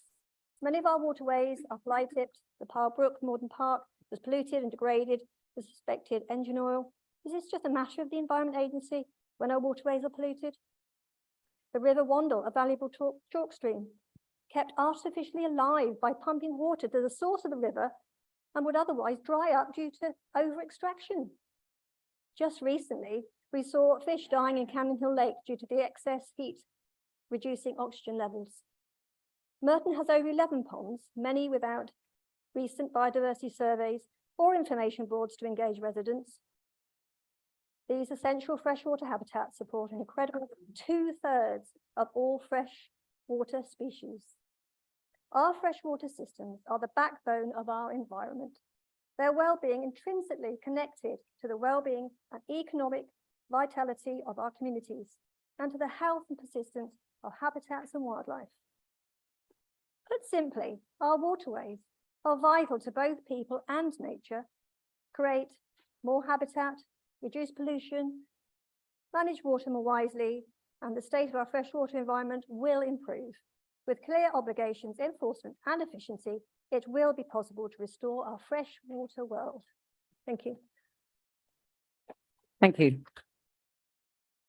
Councillor Page, do you wish to second? Yes, thank you. Thank you, Madam Mayor. I second this amendment. And the report notes the goal of becoming net zero carbon council by 2030. And it notes circa 80% of greenhouse gas emissions in Merton being generated from the energy use to heat and power our buildings. And, you know, the proposals on council assets are a welcome, a welcome start and a welcome platform. But the report is light on when the council will decarbonise its assets and the stages we need to get to and move through to get there by 2030. Tangible targets so we can measure whether we'll meet that 2030 goal. Members may be familiar with EPC ratings for homes. While the majority of council-owned buildings, including schools, are required to have a DEC assessment, which is sort of the equivalent for buildings with regular public access. And in Merton, we have 2 buildings that are rated G, 7 that are rated F, including multiple schools, 18 that get an E rating, and 32 that get a D rating. Now, if these were residential properties for rent, you wouldn't be allowed to rent them with EPCs at similar levels. The council also does its own assessment and has 14 sites down as high priority. So while there is good progress being made, for example, the heating in the civic centre, ultimately what gets measured gets done, and this amendment simply aims to set a target of getting a basic standard of energy efficiency in 2.5 years. Maybe this timeline is too generous and it could be done quicker. In that case, fantastic. But if the council's to make that 2030 target, progress must be made now. And you've got to deal with the worst performing buildings at some point. They must be fixed and improved to meet those goals. And there is sound financial reasons to do them first and get a move on, as energy costs in this country are likely to remain high and elevated for some time. So dealing with the worst performing buildings will also help the council save money. Our final part of our motion here is to ask for priority for schools. Energy efficient buildings are warm in winter and cool in summer, and providing comfortable environments for school children and staff will also help learning outcomes. So hopefully this is a non-controversial piece that everybody across the chamber can agree with. Thank you. Thank you very much. We now take the third and final amendment. Councillor Fairclough. Thank you, Madam Mayor. Speaking broadly, we're not entirely sure it's really possible to debate sustainable development without looking at the details of Merton's capacity to build more affordable housing. Development is only genuinely sustainable if it supports a diverse mix of people in setting down roots and maintaining contact with friends and family, schools and jobs. Not only do we have a housing cost crisis, but huge amounts of carbon emissions come from existing housing stock. And new housing must also be fit for the future. And the intended use of that housing is key to that, to the design, the cost, and ultimately other facets of the development, such as its environmental sustainability. Madam Mayor, I'm going to cover briefly what our Amendment 2 proposes, and Councillor Hicks is going to look at the why. We want the council to commit to not house anybody in temporary accommodation more than 90 minutes away from the borough. The strategic theme report contains an almost tangential reference to the commitment to build 400 council houses at Para 2.63, but without any detail of how this might be achieved or what they might be used for. And that strikes to the purpose of this amendment tonight. It's to help set a marker to focus local policy, as Councillor Judge referred to the focus, on providing more options for more local and more nearby temporary housing. The council has its legal obligations in this area, and this amendment doesn't and can't supplant those. But what it can do is make the council machinery think about the different ways to ensure that no one is ever put in the position as Mr. X. Now, Mr. X, Madam Mayor, and his family were given temporary accommodation by Merton Council in 2017 in Birmingham. Now, despite raising it with the council and asking if they could be housed nearer, Mr. X ultimately had to give up a job because the travel was just too difficult. Years later, the local government and social care ombudsman found against the council. Now, these cases might be relatively rare. There are currently 4 individuals housed by Merton more than 90 minutes away. Hopefully that is by their choice. Around 60% of those in temporary accommodation are out of borough. Now, when I proposed this recommendation at the Sustainable Communities panel in February this year, it was backed by all the groups except Labour, who had to use the chair's casting vote to vote it down. So we realise this is unlikely, that it will pass, but we remain hopeful. Thank you, Madam.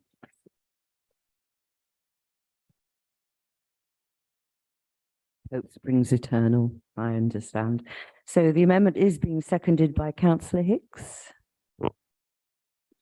Thank you, Madam Mayor. Imagine you have a child in school, maybe several. You have a history of trauma or addiction.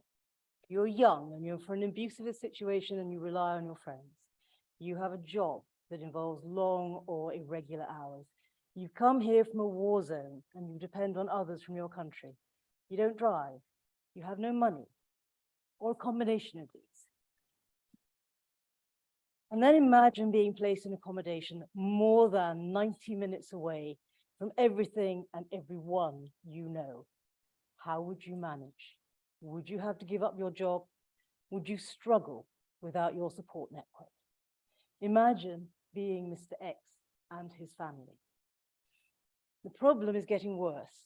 Shelter reported in 2021, 96,000 households in temporary accommodation in England, including 120,000 children.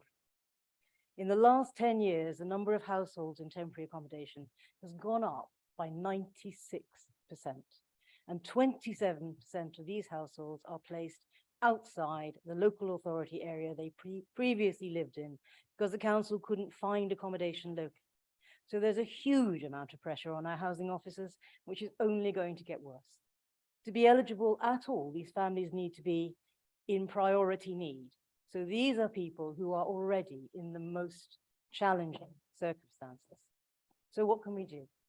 We need to support our officers in their efforts to place people as locally as possible. And to do that, we need to have a clear policy so they can and do deliver what our residents need. And for that, we need the political will to prioritize this and make whatever changes are needed from the top down. And that is what this amendment is about. Councillor Judge says we undoubtedly have a need for temporary accommodation in the borough. So I am stunned that in February, Labour voted against this proposal when Councillor Fairclough proposed it to the Sustainable Communities panel. You can go a very long way in 90 minutes. In May this year, the Ombudsman issued a good practice guide on the subject of unsuitable temporary accommodation. Councils must ensure that all accommodation provided to homeless applicants is suitable for the needs of the applicant and members of the family. And under the homelessness guide, the location of the accommodation will always be a relevant factor. None of our residents should be being placed in temporary accommodation more than 90 minutes from Merton. So tonight, I ask everyone not to vote on party lines, to come together and vote to create a focus to protect our homeless residents. Please think hard if you are thinking of voting against this amendment. Madam, I second this amendment.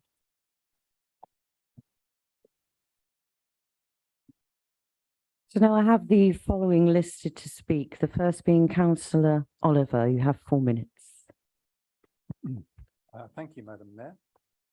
I think this strategic theme report, which I suppose we should now call a strategic priority report, is an improvement on the much lengthier ones that we had last year. Since the only thing to have changed since then is the appointment of the new executive director, I attribute the improvement to the arrival of Dan Jones, so thank you very much to him. However, despite the improvement, I plan to give you a quick summary of the report, in which I think I can give you as much of a feel for what's going on in under 4 minutes as the report itself. So let's go. First, sustainable design and efficiency. Retrofitting is awkward and expensive. It's better to build sustainability into new developments. The local plan has taken longer than expected to get approved, but we are nearly there. The first new regulations will apply from 2025. Second, council's tree strategy. It was discovered by internal audit that despite the council owning 31,000 trees, it had no tree policy. Now we've got one. It's on the website. The strategy, in brief, is to maintain and protect our trees and to get some more. There are no metrics yet. Third, parks and biodiversity. We're now 18th in the ranking of London boroughs in the London Parks League table. We scored 39.25.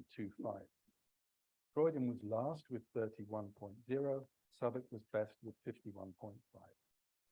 So we're out of the relegation zone because last year we were 25th, but we're not challenging for a Champions League place anytime soon.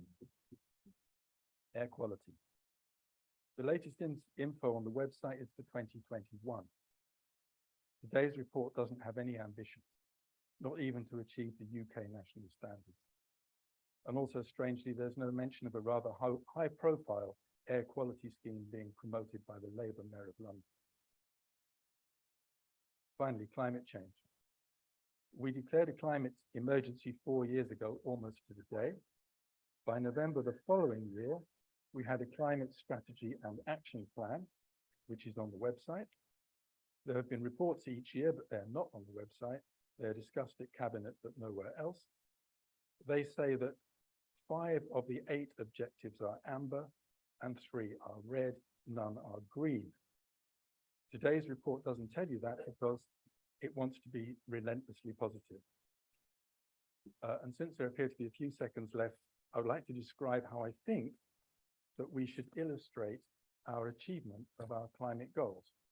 A simple graph showing a line starting in 2021 at the level, then going down to 0 in 2030, and the different steps that you expect to reach on the journey. And then another line showing where we've got to. Then even primary school kids will be able to understand how we're doing against the biggest challenge of their lives. Thank you.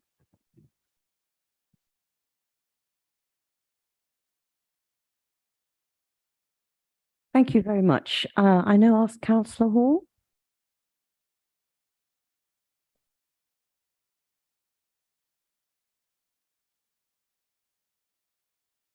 I'd like to make a few points about the strategic theme report. It seems to me to be rather vague, strong on rhetoric, light on targets. That comes as no surprise to me. It just seems to be the way the administration works here. Looking at the tree strategy, there's some very fine words about caring for the borough's trees and shrubs.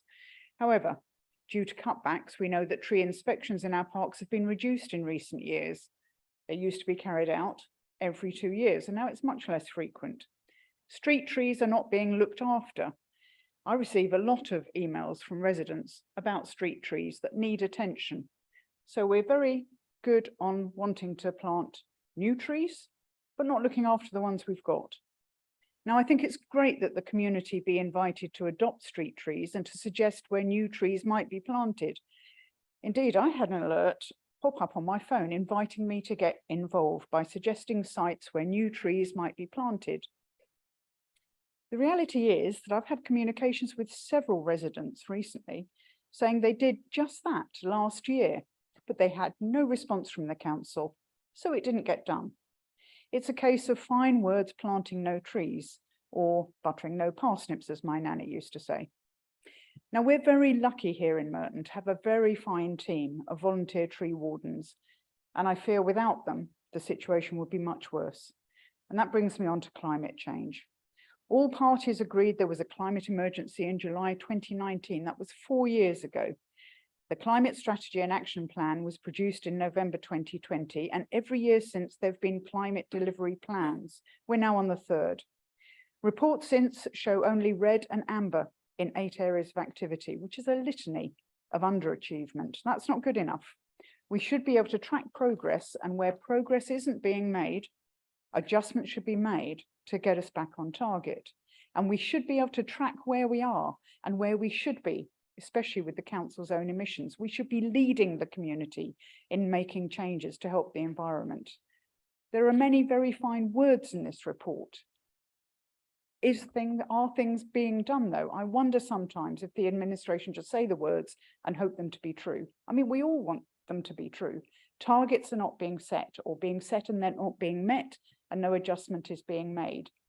Measurements are either not done or they're too vague. It's all too airy-fairy. It would be great if the administration would recognise that by scrutinising its actions, we're trying to make things better. It's not just criticism for criticism's sake. It's important. We need, all of us, to do better. Thank you, Madam Mayor. Thank you so much. Councillor Becker. Thank you, Madam Mayor. I must admit, it feels slightly unusual to be faced with a Conservative amendment trying to claim that we're responsible for something. It's usually the other way around.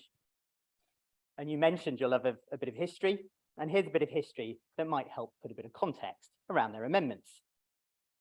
If we take us back to 2017, before Councillor McLean or I were councillors, did Merton's Air Quality Task Group challenge the council's proposal to look at introducing clean air zones, mini ULEZs, in the new Air Quality Action Plan? No, it did not. Instead, it flagged that Merton may need to be aware of the mayor's wider ambitions, and it backed the action plan. Now, that task group was, of course, chaired by Councillor Holden and had a Conservative majority. In early February 2019, when the Sustainable Communities Panel scrutinised the Air Quality Action Plan and its progress, did the Conservative reps on that committee challenge the policies?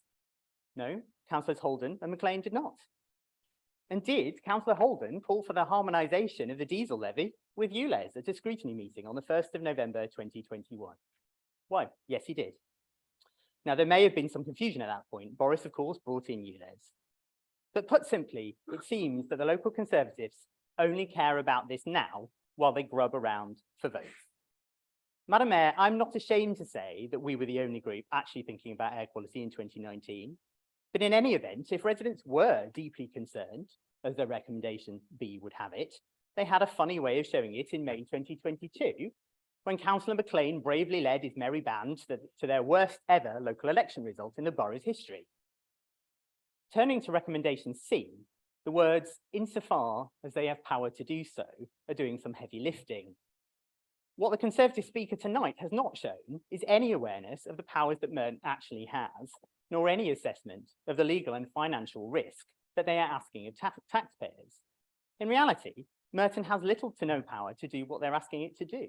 It could refuse street works permits to TfL, but being anti-ULEZ is not a legally valid reason. TfL would simply proceed. It's not even clear that Merton is the relevant highways authority. So this is a soundbite proposal, ineffectual and disingenuous. We all know there's a judicial review and we'll get the result of that soon enough. And we all know that the key issue right now is increasing access to and uptake of the scrappage schemes and other positive measures to mitigate the impact on people and small businesses. We know that the government could do more. It could make money available to support those outside of London in applying for scrappage.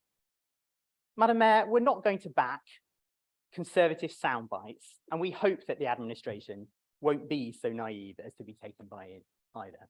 Thank you, Madam Mayor.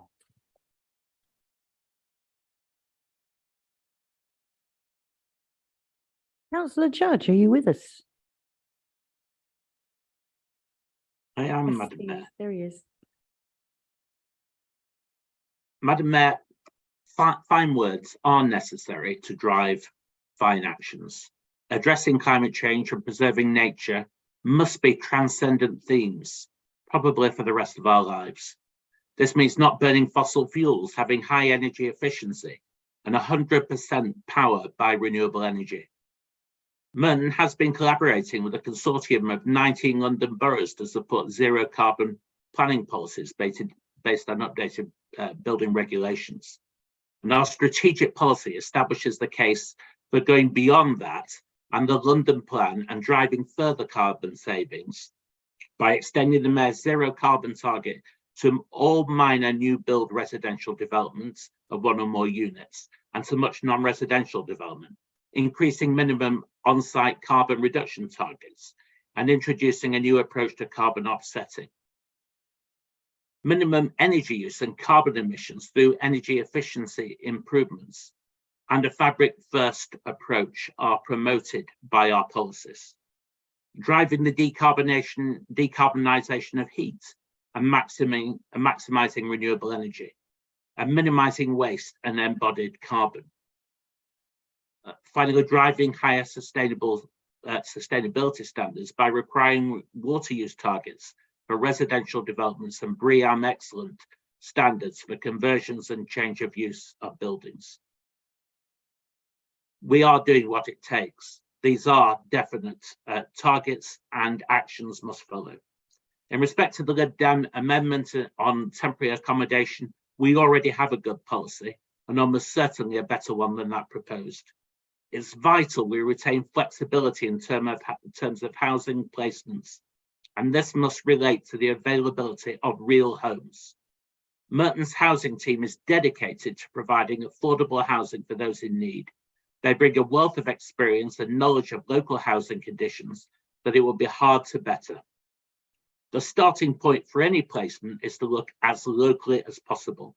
And if people have to travel outside of the 90-minute area of travel, we aim to bring them back as soon as possible. Our homelessness placement policy sets out the factors that are taken into account, including residents' place of employment and involvement with statutory council services and the education of children at exam times. And we generally only go outside of 90 minutes travel where there are good reasons, such as the risk of domestic abuse, where the applicant wishes to do so on a voluntary basis.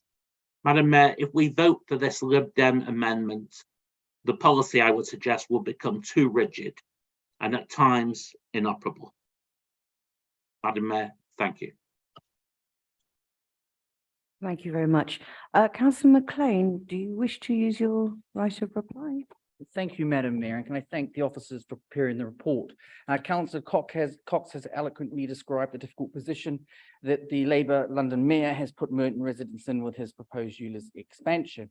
Councillor Irons talks about the cost of living, and yet you support this policy. It's going to add to the cost of living burden. It shows the emptiness in your words. This is a policy designed purely to raise cash to hide his mishandling of TfL finances. And let's not forget the Lib Dems are also complicit in punishing the poorest in society, as they called for the ULEZ expansion into Merton in their motion tabled in February 2019. Councillor Fairclough, what a ridiculous thing to ask for. Why should the Conservative government fund a Labour policy that they do not agree? What a load of nonsense. Madam Mayor, this is quite disgraceful that Mayor Khan is forcing this tax on hard-pressed residents at this time. And even more of a disgrace is that every group on this council, excluding the Conservative group, are supporting him. So this amendment before you tonight gives councillors the opportunity to rectify that. People are very angry about this policy, and rightly so, because it is just another example of a wealthy metropolitan elite forcing their worldview onto others. A new elite that worships at the altar of groupthink, or as Professor Matthew Goodwin describes, confirmation bias, always talking to themselves and uninterested in the views of the majority, constantly pushing an agenda that does not have the popular support. And it's not just this policy that hurts the poorest. A Times article reporting on how low traffic neighborhoods resulted in vehicles being directed into streets where poorer people live. The wealthy elite happy to block roads and force traffic onto other roads, but hey, as long as it's not on their roads, who cares? So the question tonight is quite simple. If councillors believe that the ULEZ expansion has popular support, then have the confidence to vote for this amendment, and in doing so, let the ballot box decide. Madam Mayor, let's see who in this chamber has the courage of their convictions. Or are we going to see Labour, Lib Dems and Merton Park Independents once again siding with this deeply unpopular mayor, a disastrous mayor presiding over a divided London in decline, a lack of affordable housing for young Londoners, an appalling culture at the Metropolitan Police, mismanagement of TfL, meaning delays, gridlock and frustration. London is abandoned to the disruption caused by the unions and eco-protesters, and failure to listen to residents on the highly damaging ULEZ expansion and the ever-increasing and unaffordable cost of Khan. It doesn't have to be like this. London deserves the better future. Let's show Merton residents that on this council, we believe in democracy, respect their views, and we will allow their vote to be heard. Because what you are voting on tonight is to support Mayor Khan. That's who you are voting for, this disastrous mayor. He is a failure. London Fire Brigade in special measures. Metropolitan Police in special measures. This is Mayor Khan. And so how can you have the confidence in this ULEZ policy? This is the mayor who has failed on so many levels, and yet you're about to support this policy.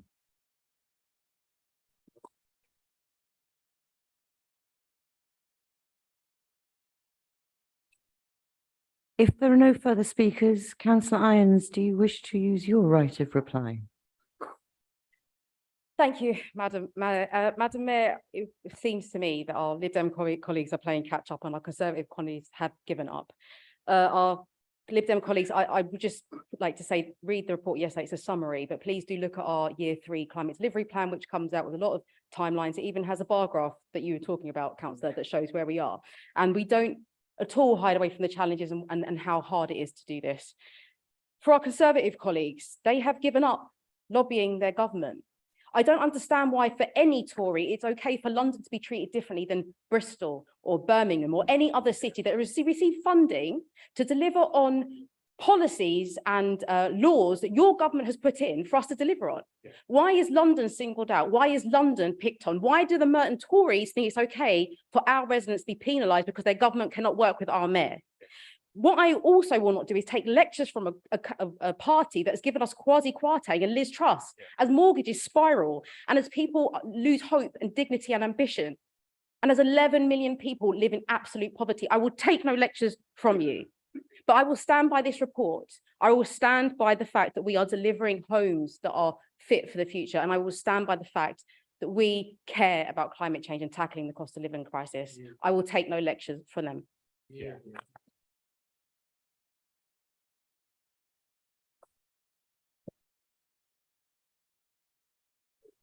I will now call for a vote on the Conservative amendment to the Strategic Theme Report.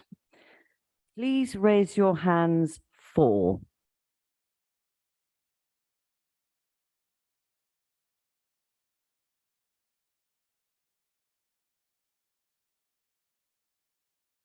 And against.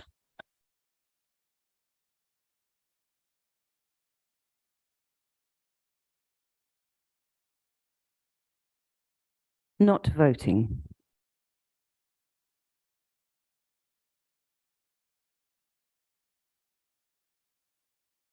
Okay.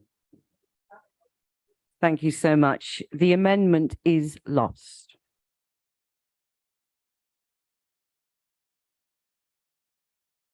I will now call for a vote on the Liberal Democrat Amendment 1 to the Strategic Theme Report. Please raise your hands for.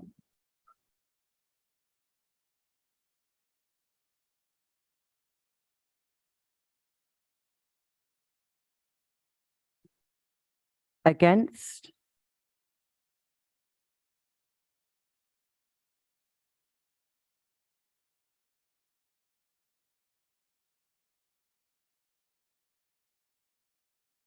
The amendment is lost.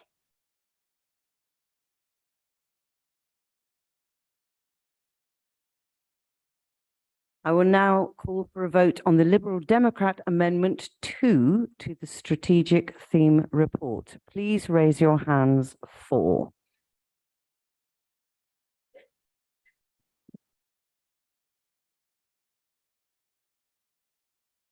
And against?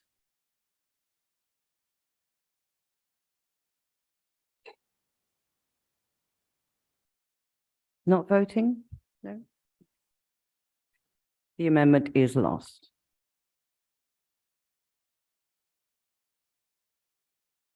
Oh, we can do that.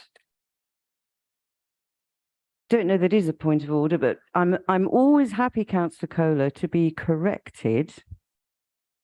As I've always said, perfection is not required, and it's my first day on this job in chamber. So, if it serves everyone's purposes and needs, for 24, against 28, not voting 0. Did you want me to read the others out too? Yes, go on then. Let's dot the I's and cross the T's, love. Aye, all right then, I think I can manage that. Right, so this is, I understand it's important, Councillor Kohler. You don't need to remind me about the importance of getting things right. It's quite all right, I'm aware. So the strategic amendment number 2, yes, for 24, against 28, not voting 0. The amendment was lost. Thank you. And this is the Conservative amendment figures, for 8, against 28, not voting 16. The amendment was lost. Very well.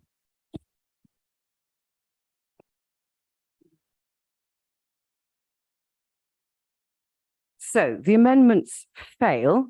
Can I please call for a vote on the original report recommendations? Is that agreed?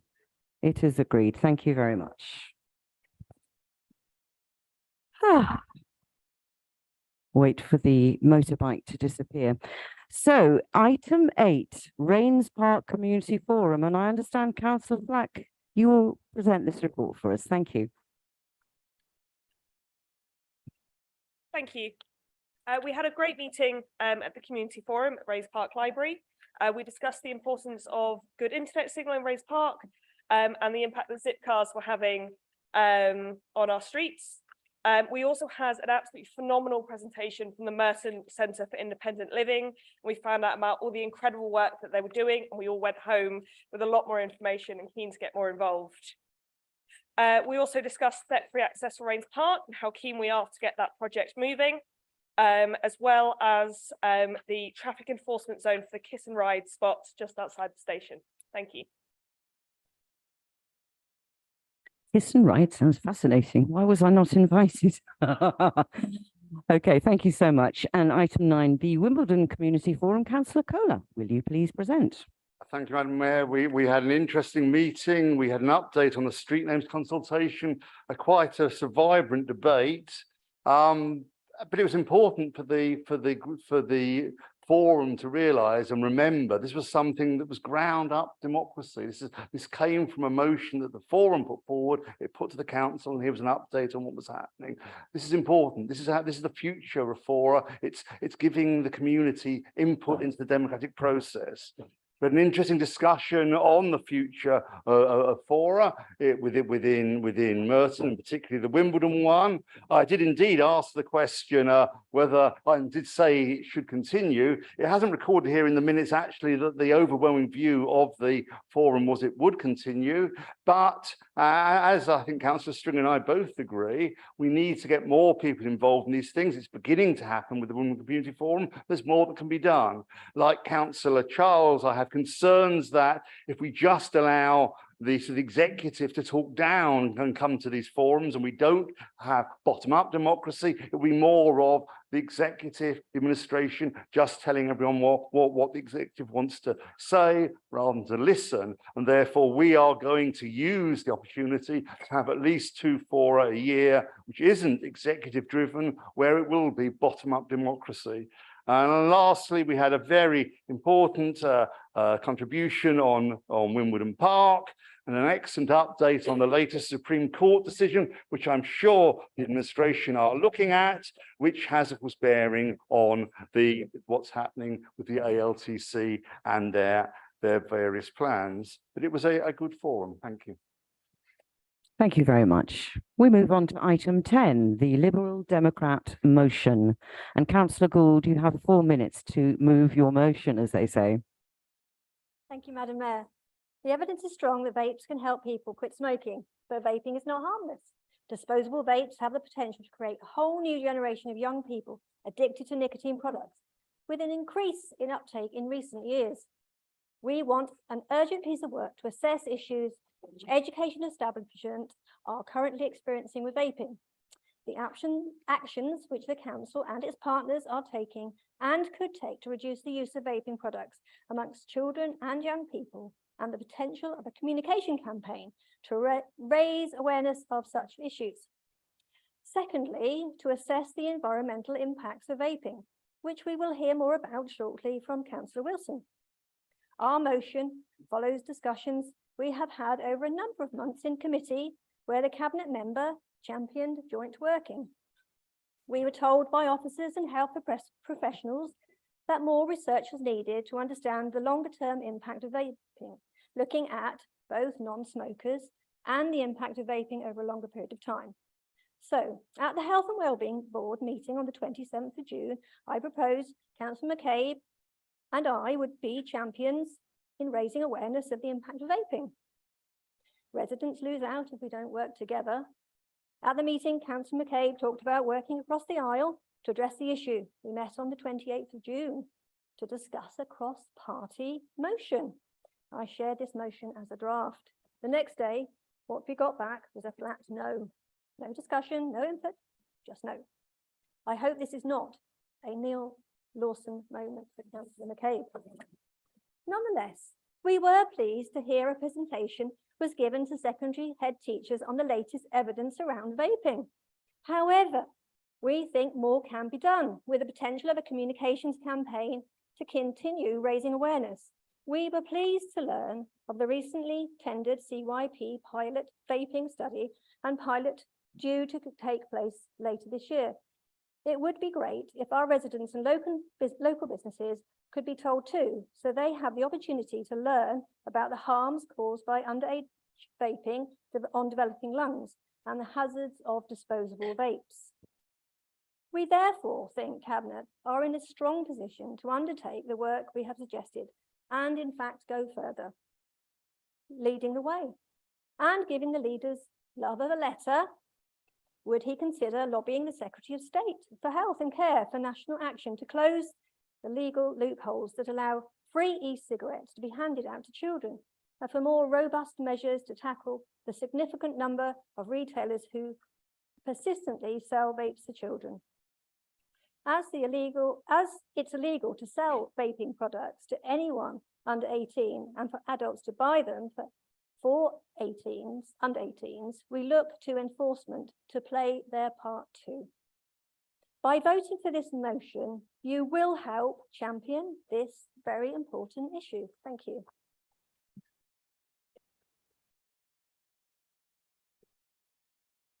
This is being seconded by Councillor Wilson. Thank you, Madam Mayor. We've heard from Councillor Gould about the impact of disposable vapes on our health. Or what about the impact on our planet? Vapes are made from plastic and a battery which heats up the nicotine-containing liquid inside of them to create vapor. After 600 puffs, disposable vapes are good for only one thing, the bin. Because they contain a battery, they're grouped with everyday electrical equipment, meaning they should be disposed of in the same way that you throw away a broken kettle, at your local dump. The reality I see in Rains Park is vapes chucked in grass verges and down alleyways. Why? Because they're small and viewed as throwaway items, and the battery inside of them is often forgotten. These forgotten batteries contain lithium, a finite material that powers our smartphones and electric cars. We're now living through the white gold rush, meaning the 10 tons of lithium that is currently reaching landfill or incinerators each year from disposable vapes may one day actually be worth more than its weight in gold.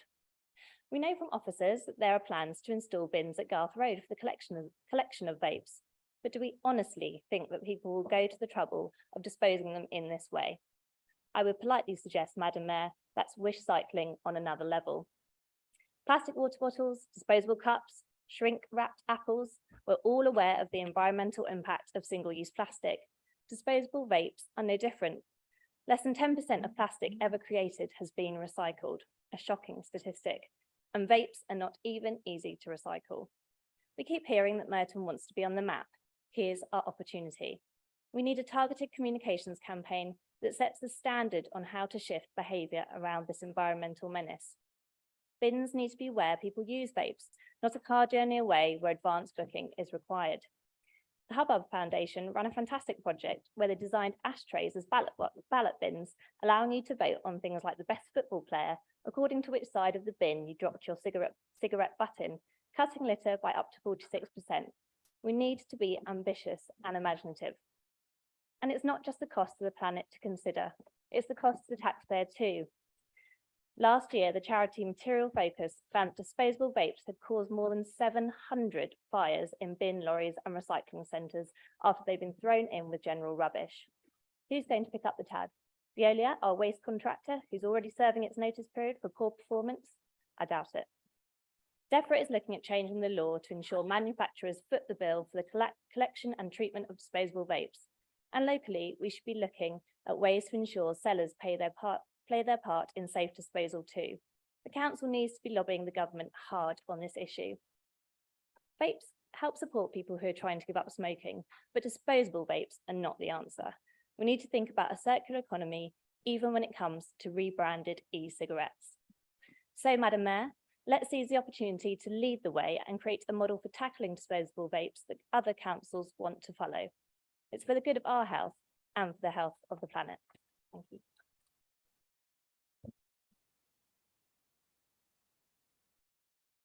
Just an observation as a terrible smoker. I smoke a lot and I've given up many times over the years. My last attempt was 6 months before we were all elected, and I started again the night of election. I've tried these wretched vapes of all different kinds and they don't stop me smoking. So I think there's a lesson in there, really. I guess I'll just keep struggling on, as they say. Very well. Councillor Stringer, you are next in my list. It says here. Thank you very much. Thank you, Madam Mayor. And I'd like to thank the Lib Dems for their interest in this issue, but as ever, they're busy playing catch up and drafting motions while we are busy getting on with the work. As Councillor Gould has often notes in much of her speech. And while they talk about cross-party working, absolutely nothing in their behaviour is really living up to this. So let me tell you about what we are already doing on this, or just some of the actions we're already taking. So many teams across the council are working together and with external partners to ensure that any vapes sold are legal ones and they are not sold to our children and young people. So our trading standards team seized over 3,000 unsafe vapes after inspections of shops across the borough last year, that was, and there are many further inspections underway this year. We investigated any complaints of sales to underage young people and have been undertaking test purchases, essentially sending in teenagers in disguise as teenagers to try to buy vapes to catch out shops that are not obeying the law. And we've got further test purchases planned over the summer holidays. We are working with police and working with schools to tackle the illegal sales of vapes to school children. And Public Health are leading a project looking at children and young people's reasons for vaping to understand how to prevent it. And again, as Councillor Gould notes, we've already spoken to head teachers and we're working with them, sharing information with them, listening to their intelligence about which shops are causing issues. This is just some of the work that's underway. But to make sure it's effective as possible, we need to know where the issues are. So if the Lib Dems do want to be helpful, maybe instead of writing motions calling for things we're already doing, they can share our communications. We recently sent out to the 20,000 people on Merton's e-newsletter. We asked for residents to report any concerns they have about traders suspected of making underage sales or selling illegal products. And we ask everyone here to share that information. And we're planning further communications with businesses and with residents to emphasise this. On the waste side, again, Madam Mayor, we're already taking action. So a receptacle for vaping equipment is being installed at Garth Road this very week. And we are working with Veolia to roll out a recycling scheme here that they're working on nationally. But Madam Mayor, while I'm proud of our work locally, we think that much more can be done nationally to prevent young people and children from starting vaping in the first place. That's why our Labour leader today brought a motion calling on the government to ban the packaging and marketing of vapes to children. This national early intervention is a type of action that is needed to keep children safe. That's what Labour is fighting for, and we call on the government to back this proposal. Madam Mayor, to accept any motion that asks for actions that we're already taking would make a mockery of council meetings. So while we share the concerns shared, we will not be supporting this motion. Thank you. There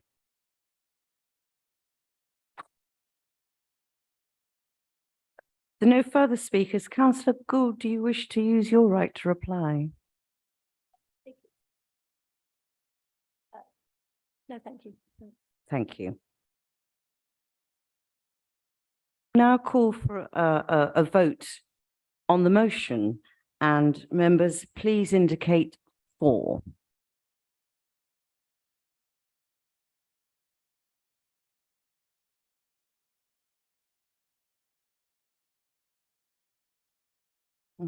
And against?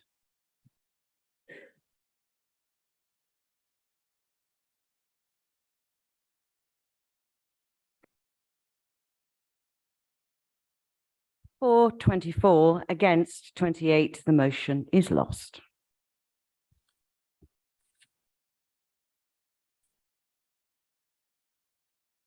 Item 11, updates on motions from 2022 to 23. Councillor Garrett, will you move this report? Yes, thank you, Madam Mayor. I'll formally move this report. This is being seconded by Councillor Bim. Yes, Madam Mayor, I second this report. Thank you very much. We have an amendment by Councillor Page. Please move your amendment. Madam Mayor, I propose this amendment. This is a simple request. When letters are issued at the request of full council following a motion, those letters should be circulated to all members for information, as should any subsequent replies back to the council. The mechanics of this could be through group offices. At least 6 letters were sent last year, and for some we have no details on their contents, whether recipients agreed to any action, or even whether anyone acknowledged the letter, acknowledged receipt of them, despite them being sent on our behalf. I surely can't be alone in wondering whether the government agreed to, and I quote, take responsibility for their reckless mismanagement of the economy, or to stop taking out on Merton residents, end quote. Perhaps HM government had a different perspective if a reply was received. And given letter writing appears to be a preferred tool of the administration, appearing in many motions, it would be helpful to see whether it had any impact. Thank you. The amendment is being seconded by Councillor Hall. Thank you, Madam Mayor. I'm pleased to be able to second this motion, so ably proposed by Councillor Page. From time to time, this council proposes that letters should be sent by the leader, and he should note that it's on behalf of and in the name of the whole council. So it just makes complete sense that we are told what's being said in our name. Excuse me. Proper records should be kept and made available for all of us to see, and we're just asking for transparency, plain and simple. Let us see what's been said, and we should also be made aware of any responses received if and when they are received. There's no logical reason for this correspondence in the name of the council to be kept secret. All government should be open and transparent. except of course where sharing information would be in breach of any duty of confidentiality owed or the council's data protection obligations. But I would like to second this motion. Thank you. Thank you very much, councillor. So I will now call for a vote on the Liberal Democrat amendment. Those voting for?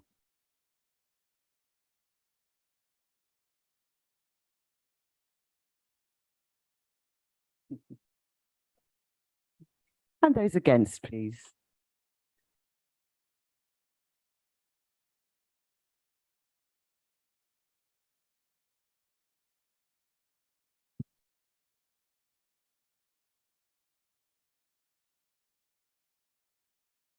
I think we have a result. It's in, and for is 24 and against is 28, not voting 0. So the amendment is lost. Thank you very much. The amendment fails. I will now call for a vote on the substantive report. Is that agreed? Thank you very much.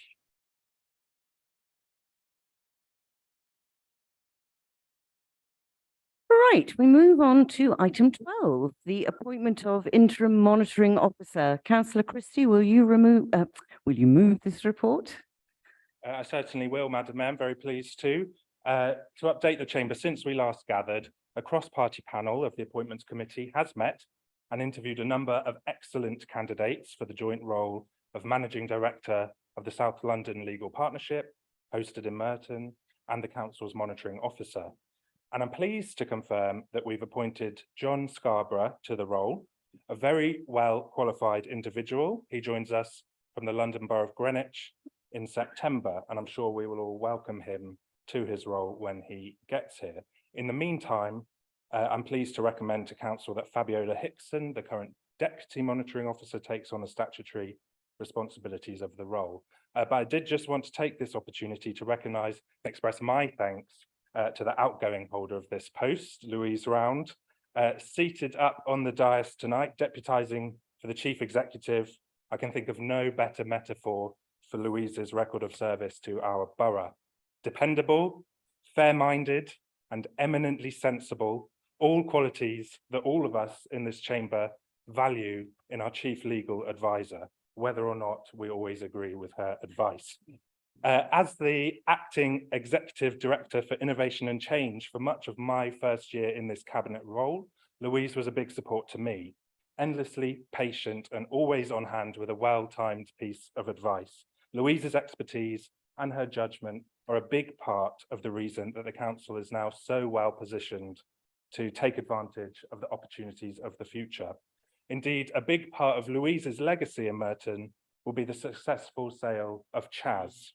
She navigated that extraordinarily difficult and complicated legal process with great skill and, again, great patience. But the result is the council is now in the strongest financial position that it has been for a generation. So I know colleagues across the chamber will have valued Louise's fairness, her integrity, and we wish you well in the next chapter. Thank you, Louise, and thank you, Madam Mayor.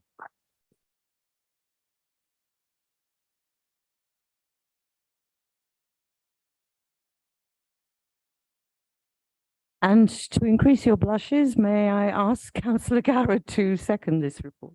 I think I said the words in my opening remarks, but I formally second this. Thank you. Thank you very much. Councillor Fairclough? Thank you, Madam Mayor. Only brief words to wish both Fabiola and John the best of luck going forward, and to add my words of thanks to Louise. I particularly wanted to comment on your ability to, most of the time at least, make me think in some way you've sort of agreed with what I was saying, even if you weren't going to do anything about it, of which I'm very grateful for. Thank you very much and all the best for the future. And Councillor Christie, do you wish to use your right of reply? No, you don't. Thank you very much. So is that report agreed? That's lovely. Doing very well, folks. It's only 9:30. Should have to think of something for us all to do to keep us here a little longer. Should we have a little sing-along? No, I can't imagine why not. I can't imagine why you would want to stay a little longer. I know you're all queuing up to buy me a drink at the pub. Not. Right, item 13, committee memberships and related matters. Councillor Bin, will you move this report? I move this report. Thank you very much. Seconded by Councillor Stringer. Thank you, Madam Mayor. I second this. Thank you very much. Councillor Fairclough. Thank you, Madam Mayor. I don't wish to add anything. Thank you. Councillor Bin, right of reply. Indeed. So is that report agreed? Gosh, you're making this too easy for me now. Just waiting for someone to catch me out. Right, item 14, petitions. Councillor Garrett, will you remove this report? I'd like to formally move this report. Thank you. Madam Councillor Mayor. Stringer, would you like to second? Yes, Madam Mayor, I'd like to second this. Thank you. I understand councillors have petitions to present. When I call your name, please introduce your petition and then bring it up to the front to officers. Councillor Cox. Hi, yes, I've got a Stop the ULEZ petition signed by many residents. Thank you. Thank you. Do pop it up here. And Councillor Gould, I believe you also have a missive. I do. I have a petition to help save Eastway from closure from over 500 residents. Thank you very much.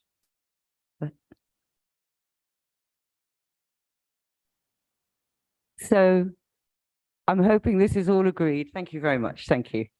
Everyone agreed? Everyone happy? Yes, jolly good. So, gosh, this is exciting. Item 15, business for the next ordinary meeting of council. Can I please ask Councillor Fairclough to put forward the strategic theme for the next meeting of the council on 13th September 2023?